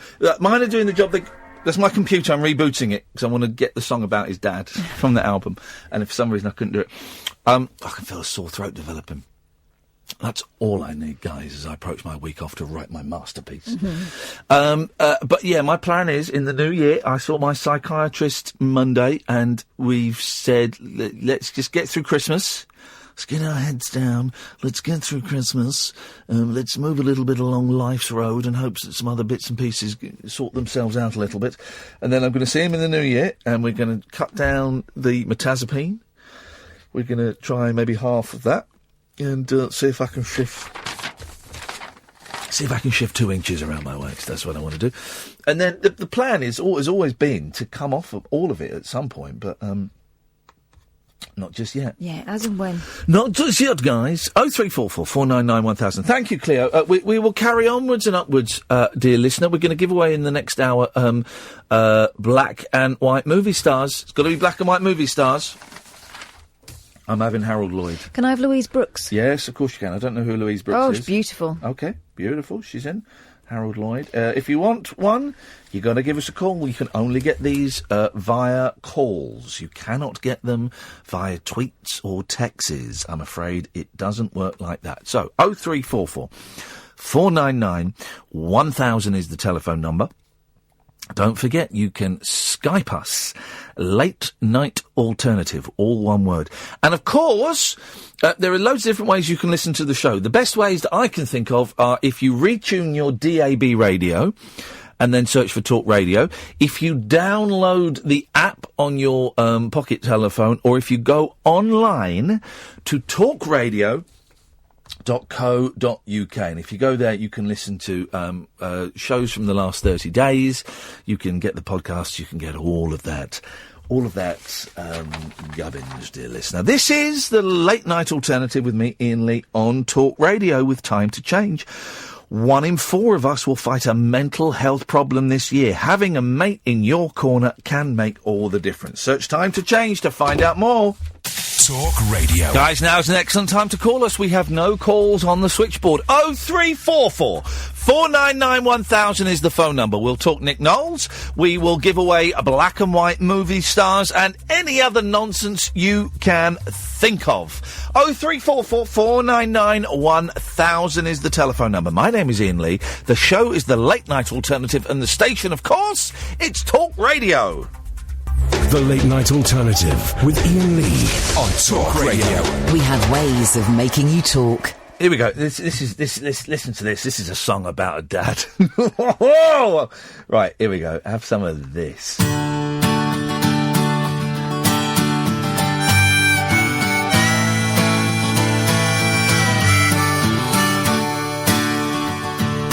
Last week I attended a family affair, and a few remarked upon my recent growth of facial hair. You look just like your father did with that beard, someone said. I answered back, I am him, even though my old man's dead. I didn't want to be him. Well, at first I did, when I loved and looked up to him as a little kid. He sent me to his old school, I was a numeral with his name, and he gave me this gold signet ring, and he wore one just the same. And I guess that I believed him, and probably it was true, when he told me I was just like him. That's what some fathers do. But a father's always older, and my dad was rather tall. Who says size doesn't matter? He was big and I was small.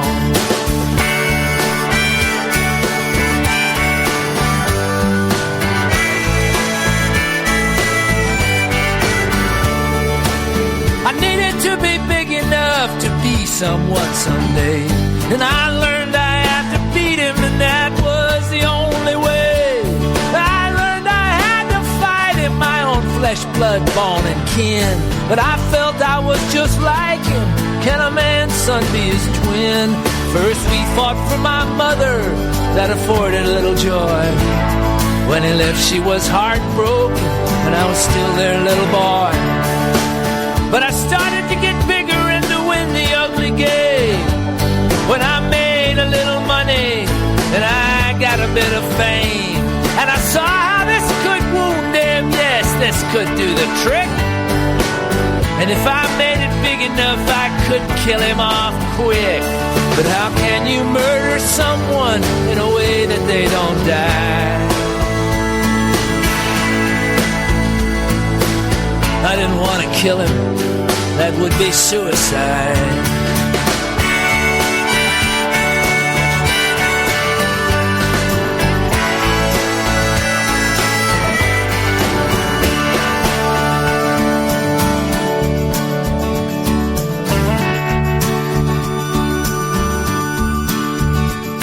I got frightened, so I backed off. I let up, then I was through. And in the end, he did himself, and usually that's what we do. I'm alive and he is dead, and neither of us won. It's spoiled for the victor once the vanquishing is done. A man becomes immortal through his daughter or his son. But when he fears his legacy, a man can come undone. And the beard is a reminder of a living part of him. Although my father's dead and gone, I'm his surviving twin.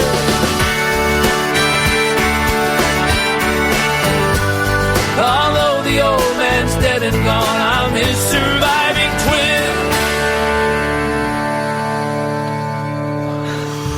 twin. Isn't it?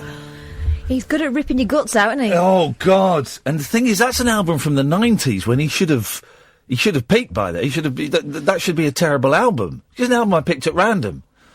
And if that's him in the mid-90s, and his prime is in the early 70s, what have I got to... What a song. What a song. His way with words is incredible. It's poetry, man. It's poetry. And it's vicious. No wonder when he laughed when I asked him the question... What do people think about you writing a book that's so honest and open? He laughed because it's all songs. In there. He's been doing it for the last 40-odd years, 45 years. That's his songs. I'm going to enjoy. Dipping into Loudon Wainwright III, guys.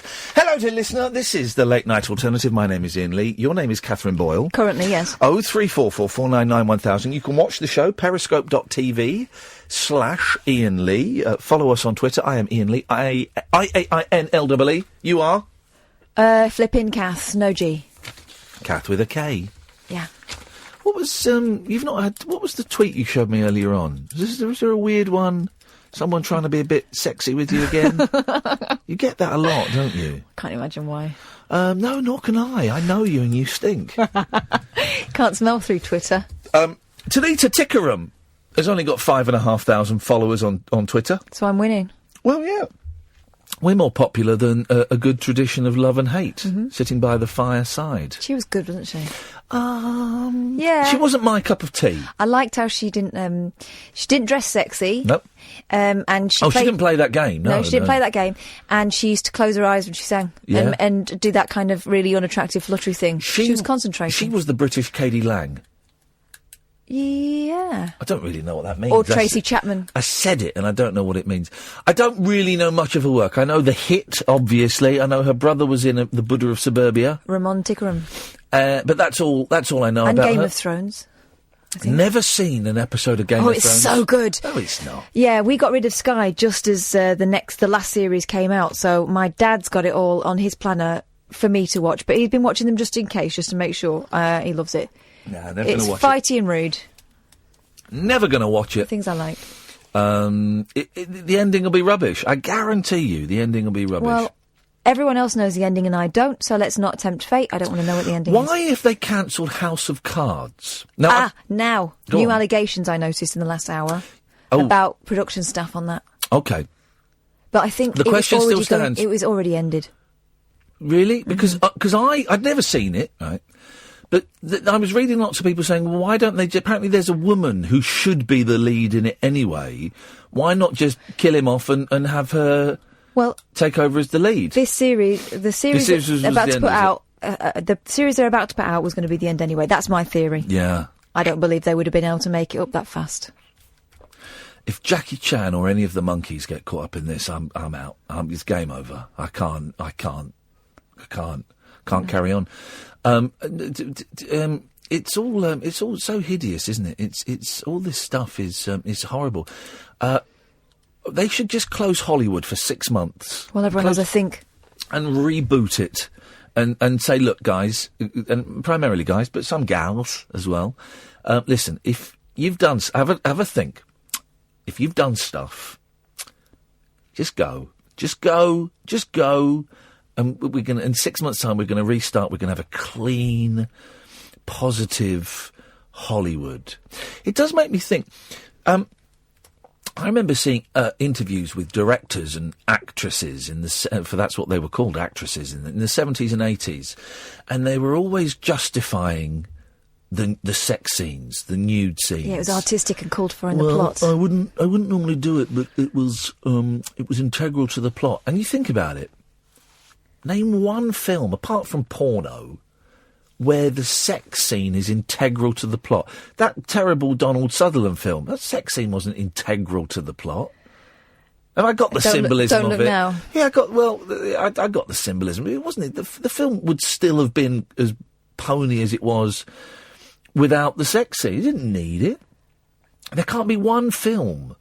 And it's weird because I've grown up with that thing of, and I know this is slightly different from what is being discussed. I don't even think but this is just where the kind of my train of thought has gone throughout the day as I've been thinking about this. That I was always brought up, kind of buying this thing just because I never really considered it that sex scenes in films were artistic, and there's a reason. And of course they're not sexy to make, but there's a reason we're seeing a woman's boobie and maybe a bit of bush. All that stuff that you would get. Never any man parts. Very, very rarely. Well, you can't show an erect penis. No, Mull of Kintyre is the limit, isn't it? Sorry? Mull of Kintyre. The angle on the Mull of Kintyre is the maximum angle of dangle allowed to be shown on broadcast. And there was one TV. film about 10 years ago where apparently you could see an erect penis, and they got in really big trouble, and then the director came out and said, no, it was a fake erect penis you could see the tip of. And that was okay. Was it? Yeah. And it does strike me as odd, right, that... there's so many thoughts are firing off here, guys. Feel free to chip in at any point, 0344 499 1000. That you can see actual dead bodies. What was I watching the other day? I was watching a film. Oh! Geostorm. Geostorm starts off... This is this terrible film... But it starts off with, as some films do, it's set about 5 years in the future, and there's been really bad weather conditions that have killed millions of people. Mm-hmm. And so you actually got to see, at one point, what I think was actual news footage of like a field full of dead bodies. Oh, God. Under blankets. But so you could see about 50 dead bodies, right? So in an actual entertainment film, a movie, a Hollywood frothy sci-fi action movie, you can see real dead people, but you can't see an erect penis. Do you see what? Because you can see dead people, but you cannot see the thing that gives us life. Right. Now, I'm not saying I wanted to see an erect penis, but I do think there's something in this. I've not quite got this right, but there is something in this, that this world has become so screwed up that you can see dead bodies, you can see dead bodies, you can see dead bodies till the cows come home, but you can't see actual what makes life. Mm-hmm. You can't see the intricacies of that thing that your parents did, that my parents did, that my grandparents did. You can't see it. You're not allowed to see that. That's dirty. Mm-hmm. Dead bodies, that's fine. But the thing that creates life, you've done it, I've done it. You're not allowed to see it. You're not allowed to see it. That's weird. Somewhere we've got our priorities. I'm not saying, you put it in like the My Little Pony cartoon or anything. I'm not. Well, although there is a market for that, turns out. There is. There's a phrase. But you heard of bronies? Sorry? Bronies. What's a brony? It's men who like dressing up as My Little Ponies. Hang on a second. Someone needs to get their ass online and Google this. Bronies. Bronies. Mm-hmm. How do you know about these? Bronies UK. Because my daughter likes looking at My Little Pony videos on YouTube, so I have to be very careful. Oh, but they're not necessarily having it off. Well, I mean... Well, guys, we've made it. This weekend marks the 5th anniversary of My Little Pony, Friendship is Magic. What an absolutely wonderful milestone. Our fandoms really came a long way in those years. The creativity among this community never fails to amaze me, with new artwork, music and more still created on a daily basis. What other fandom can get plushies, within a day of a new character appearing on the show? It's something to be really proud of. It's easy for us bronies to forget how old My Little Pony actually is. Last year was an incredible milestone for the entire franchise, 30 years. So I'd like to think, rather saying our fandom will last another 5 years strong, how about we go one more and say another 30 strong? Okay. Well, I can't see any of these. Are bronies like jabronis? I don't know what jabroni is. I can't see any. I want to see it. Here we go. Hang on a minute. Check this guy out. London Meets. Home to some of the largest gatherings of bronies outside BUCCAD. Our capital city is one of the best places to go for anything brony related. Yeah, but that doesn't mean it's a sexual thing. You type in, like, sexy Velma and, you know. Yes, you're right. But where there's cosplay, there's horseplay. The other regular meet being the O2 film meet hosted by the always well-dressed BRJ. Other meets happen all the time, including pub get-togethers, episode screenings, parties in the park, and shopping trips. There's the Yorkshire Bronies. Let's go to the Facebook page of the Yorkshire Bronies. Yorkshire Bronies. Gentlemen, our next shenanigans have been arranged. So it is, but what? I don't understand. I don't think it's a sexual thing. Let me tweet the Yorkshire Bronies and ask them. Oh no, they've not used their Twitter for 5 years. Okay, no, I don't think bronies is a sexual thing. If anyone can give me some inside informazione on bronies, that would be delightful. Anyway. I said a brony. I've got a brony, bone. Anyway, so how do we get onto bronies? I've got no idea. Let's get off it as quickly as we can. This is the Late Night Alternative with Iain Lee on Talk Radio with Time to Change. 1 in 4 of us will fight a mental health problem this year. Having a mate in your corner can make all the difference. Search Time to Change to find out more. The Late Night Alternative with Iain Lee on Talk Radio. We'll get you talking. 03444991000 is the phone number. This is the Late Night Alternative with Iain Lee on Talk Radio with Time to Change. You can call in about absolutely anything you want, although the phones have gone quiet. Fine. That happens. These things happen. You can call us 03444991000. You can Skype Late Night Alternative. And, yes. Oh, Nick, no, we were doing Nick Knowles, weren't we? Reading the Nicky Knowles.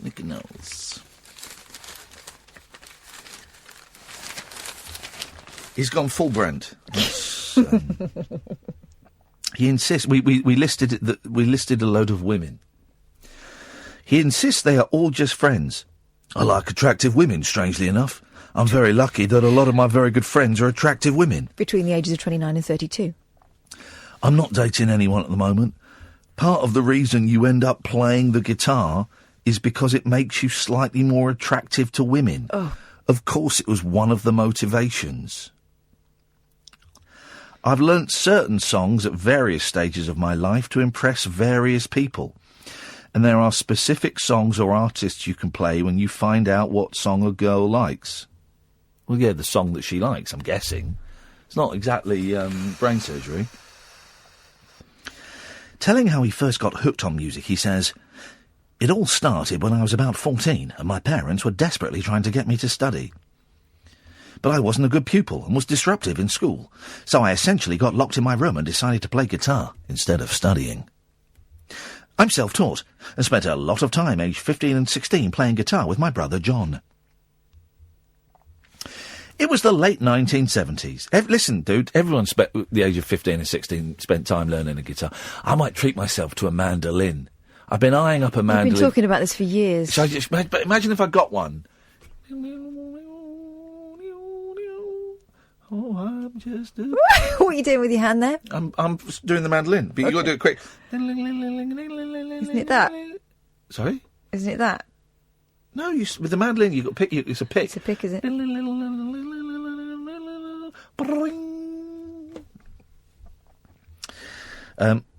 It was the late 1970s, and he formed a band called Pygmy Ricochet. Good one. I'll get the chicks. A name the teenagers plucked out of nowhere because it sounded so unusual. Now he has released an album of song covers called Every Kind of People after the title track by Robert Palmer. Which is called? Every Kind of People. I'm enjoying this voice. He says his experiences from the past year have inspired his emotional choice of tracks. It's kind of 70s telly, isn't it? He and Jessica, mum of his 3-year-old son Eddie, split at the beginning of last year. Okay, stop doing a silly voice now, because cancer's coming up. Oh. Then after Jess was diagnosed with stage 1 cervical. I say cervical. It's my cervix, it's not my cervix. Cancer, they decided to give their marriage another go before splitting again. Oh, controversial. But it is clear Jessica is still very close to Nick's heart.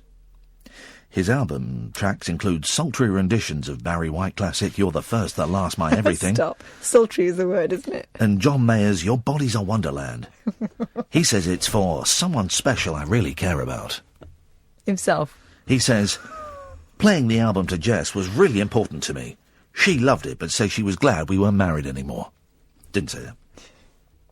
There are a lot of really emotional songs on there, and the last year's been quite tough. She's doing really well now. She'd say her diagnosis is a lesson to every woman to have their tests. If her doctor hadn't insisted she went for extra tests, Jess wouldn't have made it. That's how close it was. He says music has helped him through the trauma, as it has during tough times in the past. It's something I've always done. Get home from work, pick up the guitar, he says. Music gives solace and respite from the mad world. Nick doesn't rule out another reunion with his ex. He says Jess and I are still the best of friends. Nick, who has 3 grown-up kids with his first wife, met Jess through her parents in 2009. Oh, was he friends with her dad? They married in Rome in 2012 and Eddie was born 2 years later. He said, Eddie's the most important thing. I bet your other 3 kids feel great about reading that. When you have a kid, there's something more important than you. I give my life for Eddie, for any of my kids, which means the way you feel about a situation isn't quite so important. He says his kids are impressed with his new music venture. They love the album, he says. I don't think it's embarrassed them. But there are many things I've done over the years that have embarrassed my kids. They would rather I were a milkman. He describes his voice as very deep. It's not as deep as he thinks it is. And was recently mocked for comparing his sound to that of singer-songwriter George Ezra. He laughs. What I was trying to say is that I don't think there's a voice like mine in the music industry at the moment. No, he's right there. It's very deep. In America, you get deep-voiced males in country and western and R&B, but you don't get them over here at all. Mate, you can't sing! He's already rubbed shoulders with some of his musical heroes. I've been on the roof of a Soho... We all know this story. I've been on the roof of a Soho hotel with Biffy Clyro after the NME Awards and played songs until sunrise. Me and George Benson were kicked out of a hotel foyer in Birmingham for playing its piano. But Nick admits his life is not quite perfect. He says, someone on Twitter said the other day, is there anything you can't do? I replied, hold down a relationship. Wow. I've been looking at the... maybe this is mean. Yeah. How he met Jessica through her parents. Did he do up their back garden? No. The couple first met when Jessica's parents asked Nick, the host of DIY at SOS and 5 Star Family Reunion, in case you were wondering who the hell this person is, to help kickstart her career in 2009. Ooh. And romance blossomed, despite their age gap. Her career, however, did not by the looks of it. No. Good evening, Pete. Hello. I've got to say, I'm excited about this Nick Knowles album. It sounds like we're going to be thinking as well as grooving. Well, this is it. There's not enough thinking music, and if you can combine physical movement with a brainial movement, then for me, that's a win-win situazione. Absolutely. I hope we're going to get a pina colada style dissection of these. Well, but part of me. Part of me did think, it comes out next Friday, of inviting Luke Haynes, who's a great musician and has been on the show before, inviting him in to do like a track-by-track dissection. But then part of me thought, that's really, really mean. Because that is a mean thing to do. Or great publicity for Nick Knowles. Well, but also, I mean, the songs we've heard, right, I mean, they're not brilliant. Also, they're not his. No. But they're not. I mean, it's not. Okay, right. So they are. They're. It's a tough one, isn't it? What was the name of that lady that we had that I used to play music by, and she couldn't sing? Oh. Not Mrs. Mills, Mrs. Miller. Was it Mrs. Miller? Yes. So right, he's pony, okay, but he's not. Have a listen to this. This is if he were as bad as this. Then I would definitely do it. But I mean, compared to this, we've got to go skip an advert for Sam Smith. Deary me. Here we go. Listen to this. Oh gosh, I haven't heard this for ages. This is Mrs. Miller for good reason, singing "Downtown." When you're alone and life is making you lonely, you can always go downtown. You've got worries and all the noise and the hurry seem to help, I know. Downtown, just listen to the music of the traffic in the city. Linger on the sidewalk where the neon signs are pretty. How can you lose? You know, how can you lose? Here we go. One of the sexiest songs in the world. These boots are made for walking. By Mrs. Miller. You keep saying you got something for me. Something you call love, but confess. You've been a messin' where you shouldn't have been a messin'. Now someone else is getting all your best. These boots are made for walking, and that's just what they'll do. One of these days, these boots are gonna walk all over you. There we go. So, but Pete, if it call me. If it were that standard, Pete, maybe I don't know. Maybe I'm being a bit mean. Listen, my album. I'm still waiting for all of my tracks to be delivered before I can drop my album, "Feelings" by Iain Lee. So we're all excited about that. Well, are you going to do a soft drop or a loud one? You're being vulgar. Here's another thing, right? So at the bottom of this Nick Knowles thing, it says rival albums by fellow TV stars. So you're thinking ships come in. I'll have a look at this, right? Nick is not the only telly favourite to release an album. True. The Chase host Bradley Walsh, 57, went gold with his swing cover album Chasing Dreams last year. His new album When You're Smiling is out in November. Comedian Jason Manford, 36, made the top 10 last month with debut album A Different Stage. And Strictly Come Dancing star Anthony Beak has cover album From the Top. That's it, and then it ends. It doesn't mention me at all, Pete. Oh, absolutely. That's an outrage. Balderdash is what it is. That's what it is. Pete, thank you very much for that. 0344 499 1000. This is the Late Night Alternative with me, Iain Lee, on Talk Radio with Time to Change. Uncut, after-hours conversation for the up-all-night generation. The Late Night Alternative with Iain Lee on Talk Radio. We'll get you talking. 0344 499 1000 is the telephone number. You can Skype Late Night Alternative. I can feel ulcers on my tongue. That's stress, isn't it? Is that stress? Mm. Is it? being a bit tired and run down. Often, yeah. Run down, stress. Wolverhampton on Saturday night, our last rabbit hole of the year. Be there and be square. At Slater's, 7 till 9, guys. I'll be bringing the sellotape if people want a picture. Bring pound coins. New pound coins only, and it's £1 per picture. Some people would like trying to take a couple. No. It's £1 per picture. So, no. And you're not allowed to have a piece. God, no. You're going to use the sellotape. No, of course I'm not going to use the sellotape, because then it won't be a big sellotape. Eventually it'll be nothing. So, no, I'm not going to be using the sellotape. Unless I get really stuck at Christmas. Now, I was talking about this yesterday, and I'm glad to see that our paymasters at The Sun have picked up on it. The BBC has been ridiculed for adding exaggerated sound effects on Blue Planet 2. Oh... Ridiculed by whom? Well, by me. But let's see. Fans blown away by the nature show's visuals called The Underwater Noise is Ridiculous. They do this. All of the sounds you see on these nature programmes are not real. It is a Foley artist. That's what a Foley artist is, the person that does the sound effects. And it'll be them, yeah, punching a cabbage in that. What was the name of the woman? There's a text from Michael, who used to phone Mike Mendoza off and finish her calls with a song. She was like a female Nigel from Maidstone. I want to say Babs from Bermondsey, but that was someone else.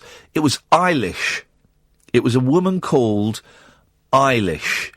And I don't know how I've remembered that. She never phoned me in any of the stations I worked at. Have I got that right, guys? There'll be some radio geeks out there who'll know it better than me. Late night radio in the 90s. Let me just see Eilish. I would imagine Aylish. Mike. Let's put him Mendoza. Let's see if there's anything here.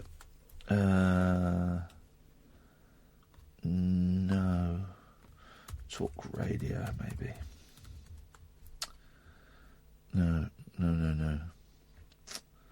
No. Yeah, I mean, Nigel from Maidstone is a dying breed.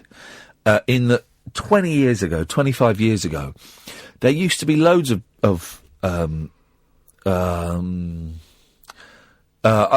nutcases that would phone up the radio and would share a story and then sing a song. And I think Nigel's the only one left out of all of them. I used to have one at LBC. Well, unless you count Holy Ken, who loves to give us a hymn now and again. But you see, the thing is, well, these days you've got YouTube channels for that, so they don't have to come on and do a turn, do they, to reach out to a wider audience? No, but I think older people do. Older people do. Older people aren't that familiar with YouTube generally. The kind of people. Yeah, Michael says it was Eilish. Yeah. You do wonder, I mean, a lot of the older people, of course, won't be listening to this because we're on DAB and we're online and we're not on FM or medium wave, medium wave. If you're broadcasting on AM, man alive, that's when you reach everybody, and that's when you get the fruitcakes. That's when you get the delicious thing. God, what I wouldn't do to be on I'd even take a pay cut to be on an AM radio station. Wow. That would be fun, man. But yeah, it's you don't get so many of them now. I used to have I'm stalling because I used to have a guy phone me at LBC 13 years ago, who I'm sure I used to have a guy that would play a keyboard down the phone. I'm sure I did. I remember there being an obnoxious blind man. Anyway, he was really obnoxious. But you couldn't say he was and I'd have a go at him because he was just rude. Because you can't have a go at him. He's blind. Yeah, he's still a knob. Mm-hmm. Just because he can't see, I don't mean he's St. Francis of Assisi. Fans blown away by the nature show's visuals called The Underwater Noise is Ridiculous. By the way, we've got 20 minutes left. We're not doing a lock-in because you don't deserve one. We'll take calls straight to air for the next 20 minutes. They included a clam whacked against coral by a tuskfish and a transgender kabudai fish roaring as it fought. Oh. A loud munch was also heard as a sea urchin bit into kelp, while others whooshed and squelched. Some 10.6 million people tuned in to watch this rubbish. Song Mason wrote online, "Loving Blue Planet, but the sound design is ridiculous. Fish do not roar like lions." John George Marks added, "Only downside to the amazing Blue Planet is those awful sound effects. Oh, please stop with these 1980s effects." This is made up. Listen to Bill Pound said, "Why do we have to suffer the ubiquitous music and sound effects? No need. Nature doesn't." Matthew Hosier asked, all blokes. Hang on a second. Yes, line one. Yes, the lady who used to sing, she was Eilish O'Shea. Thank you very much indeed. I think that gave us... Gave us a little extra detail. Yes, if you had some audio of her, that would be awesome. However, the show's executive producer, James Honeybourne, insisted they were vital. He said they help convey the experience of being there that is important for an immersive TV experience. But can it... What, you need a loud munch to understand something? They put a sound effect over the Northern Lights. They put a twinkling. Like wind chimes? So here we go. So they've described the sounds here. Thump, bird stamps... Hang on a second. Hello, line one. You right there, mate? I've been hearing about something, mate, called Dave has been ringing up. Yeah. He owes me some money. Yeah. He's been ringing the show. Yeah. Well, he's got some marbles. Oh, yeah, this is Dave, isn't it, I think? Dave, the bin man, who was looking for his friends, Dave, and... Sparky. But then he said he wasn't looking for them. Oh, was that right? Yeah. Who is this, please, caller? My name's Sparky. Oh, flippin' heck. I spark people out. Yeah? What does that mean? Smack them. Oh, well, we certainly don't condone that. My mum used to say, when you're asleep, you're Sparko. Mm-hmm. Oh, you were Sparko earlier. Yeah. Did that Dave lad sound sort of Cockney and that? Yeah, he did sound kind of Cockney in that. And sort of like, just sounded like a nice fella. Sort of like a down-to-earth Cockney geezer. A little bit creepy. Yeah. Nice fella. Yeah. He is not a nice fella. Oh, is he a nasty piece of work? He's a nasty piece of work. Okie dokie. Well, listen, I don't know how much help we can be. I want his phone number. Sorry? I want his phone number. Well, we certainly can't give you his phone number, I'm afraid. You've got it, though. Yeah, we've got all the phone numbers on record, but I certainly can't pass those details on. That would... The man owes me money, mate. OK, well, you're going to have to sort it out between yourselves. I'll come down and spark you. No, right, well, do I have none Threats of of violence there. We'll be passing that on to our lawyers in the morning. Whack, tuskfish hits clam. Whoosh, unreal noise of flapjack octopus is added later. You just said a load of words there that didn't seem to go together. Yep, I know, I'm just reading it. Okay. Roar, the transgender kubudai fish gets audio boost. Squelch, walking sea creatures making watery noises. Mm-hmm. And twinkle, Northern Lights in pretty soundscape makeover.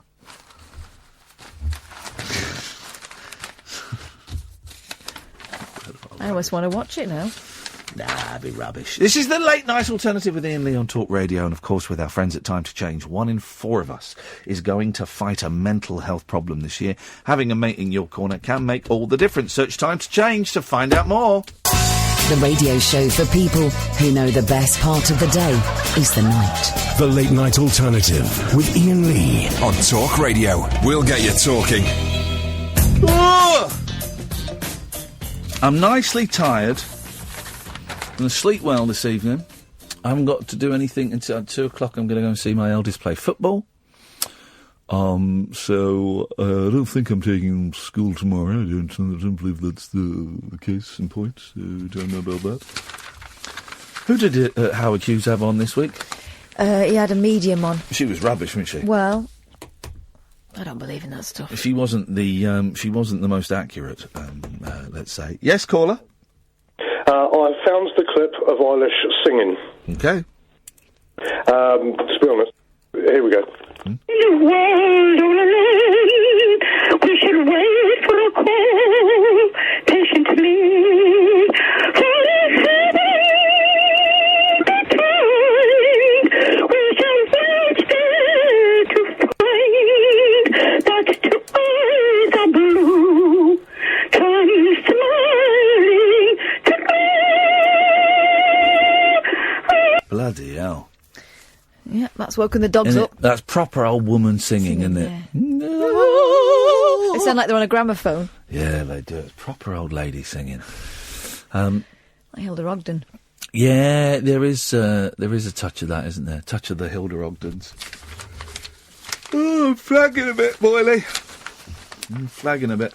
I need to ring my gran. That's just reminded me. I'm flagging a bit.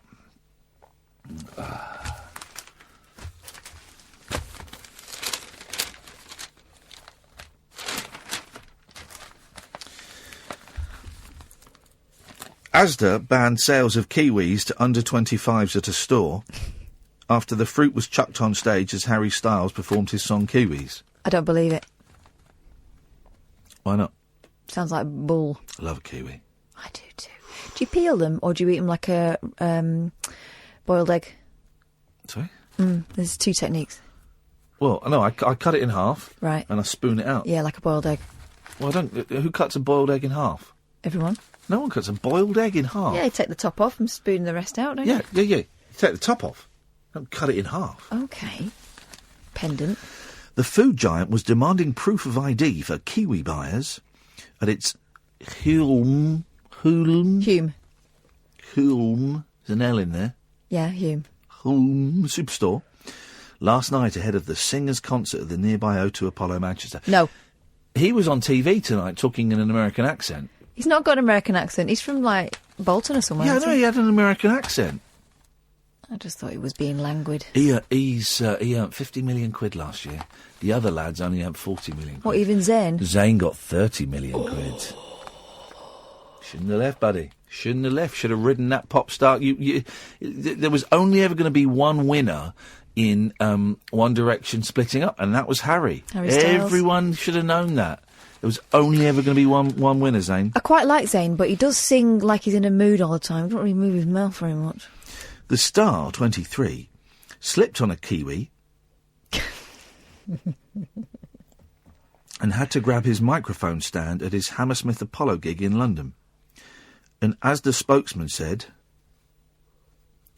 "We feel it's our duty to protect a fellow Mancunian from bad kiwis. Oh.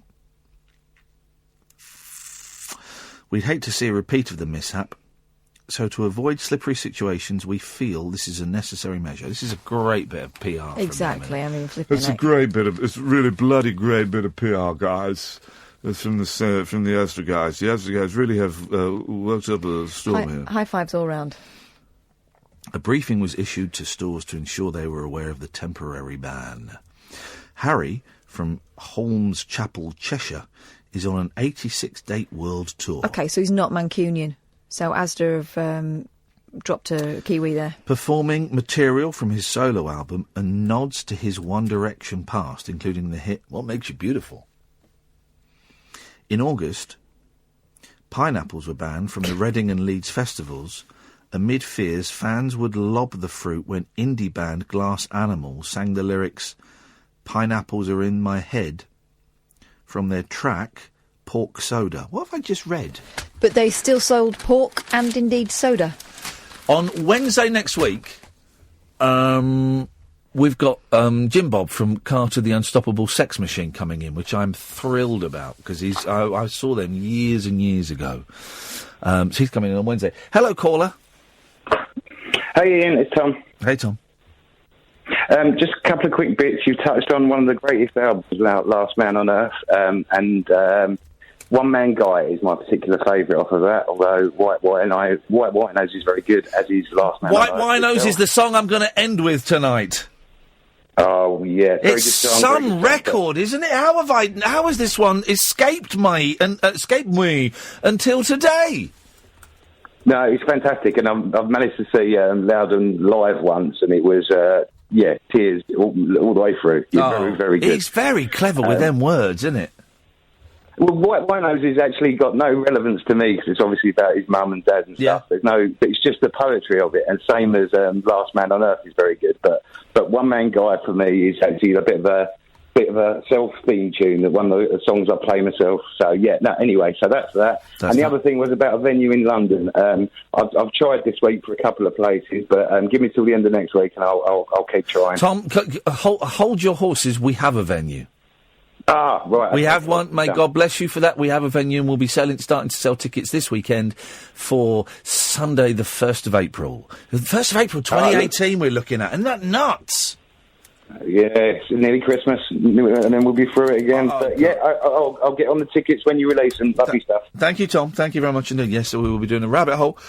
Probably only doing one in London next year, I would imagine. Maybe two.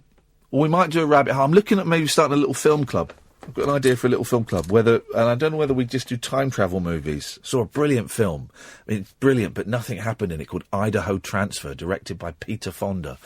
This 70s hippies time travel film. It's great, because it's one of those films where nothing really happens. And you sat there going, is that it? Is that it? But I want people to come and see it at the cinema. Nothing really happens, but it's interesting, right? Or is it Terrace House? We're out of time, and we cannot discuss that further. Listen, so I finish with this Loudon Wainwright song, because I just think he's flipping brilliant. And how come I'm so late to the Loudon party? This is White Winos.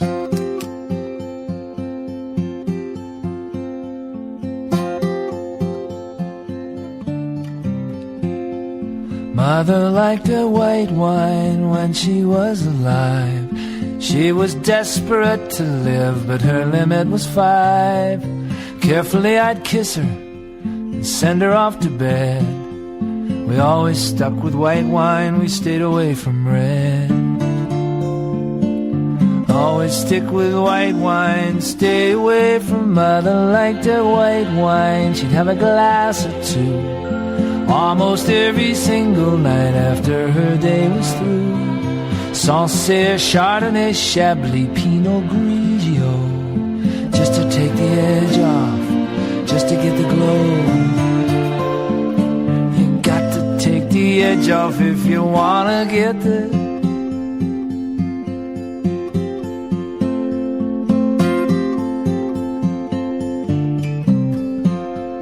Mother liked her white wine, she'd have a glass or 3, and we'd sit out on the screen porch, white winos, Mom and me.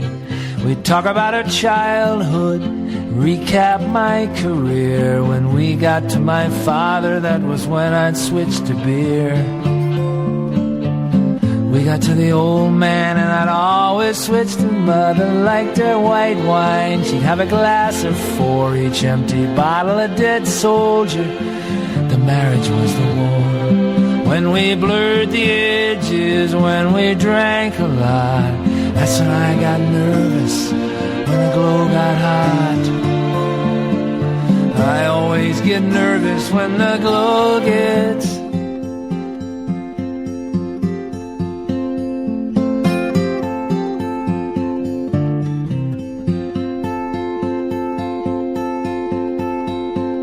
I still like my white wine, and I'll have a glass or 2, and when I'm down I'll drink some whiskey. It's something I shouldn't do. And every now and then I'll take a drop of red when I'm with a woman that I want to take to bed. When I'm with a woman that I want to take to Mother liked her white wine when she was alive. She was desperate to live, but her limit was 5. Carefully I'd kiss her, send her off to bed. Thank God we stuck to white wine and we stayed away from mother like a white wine.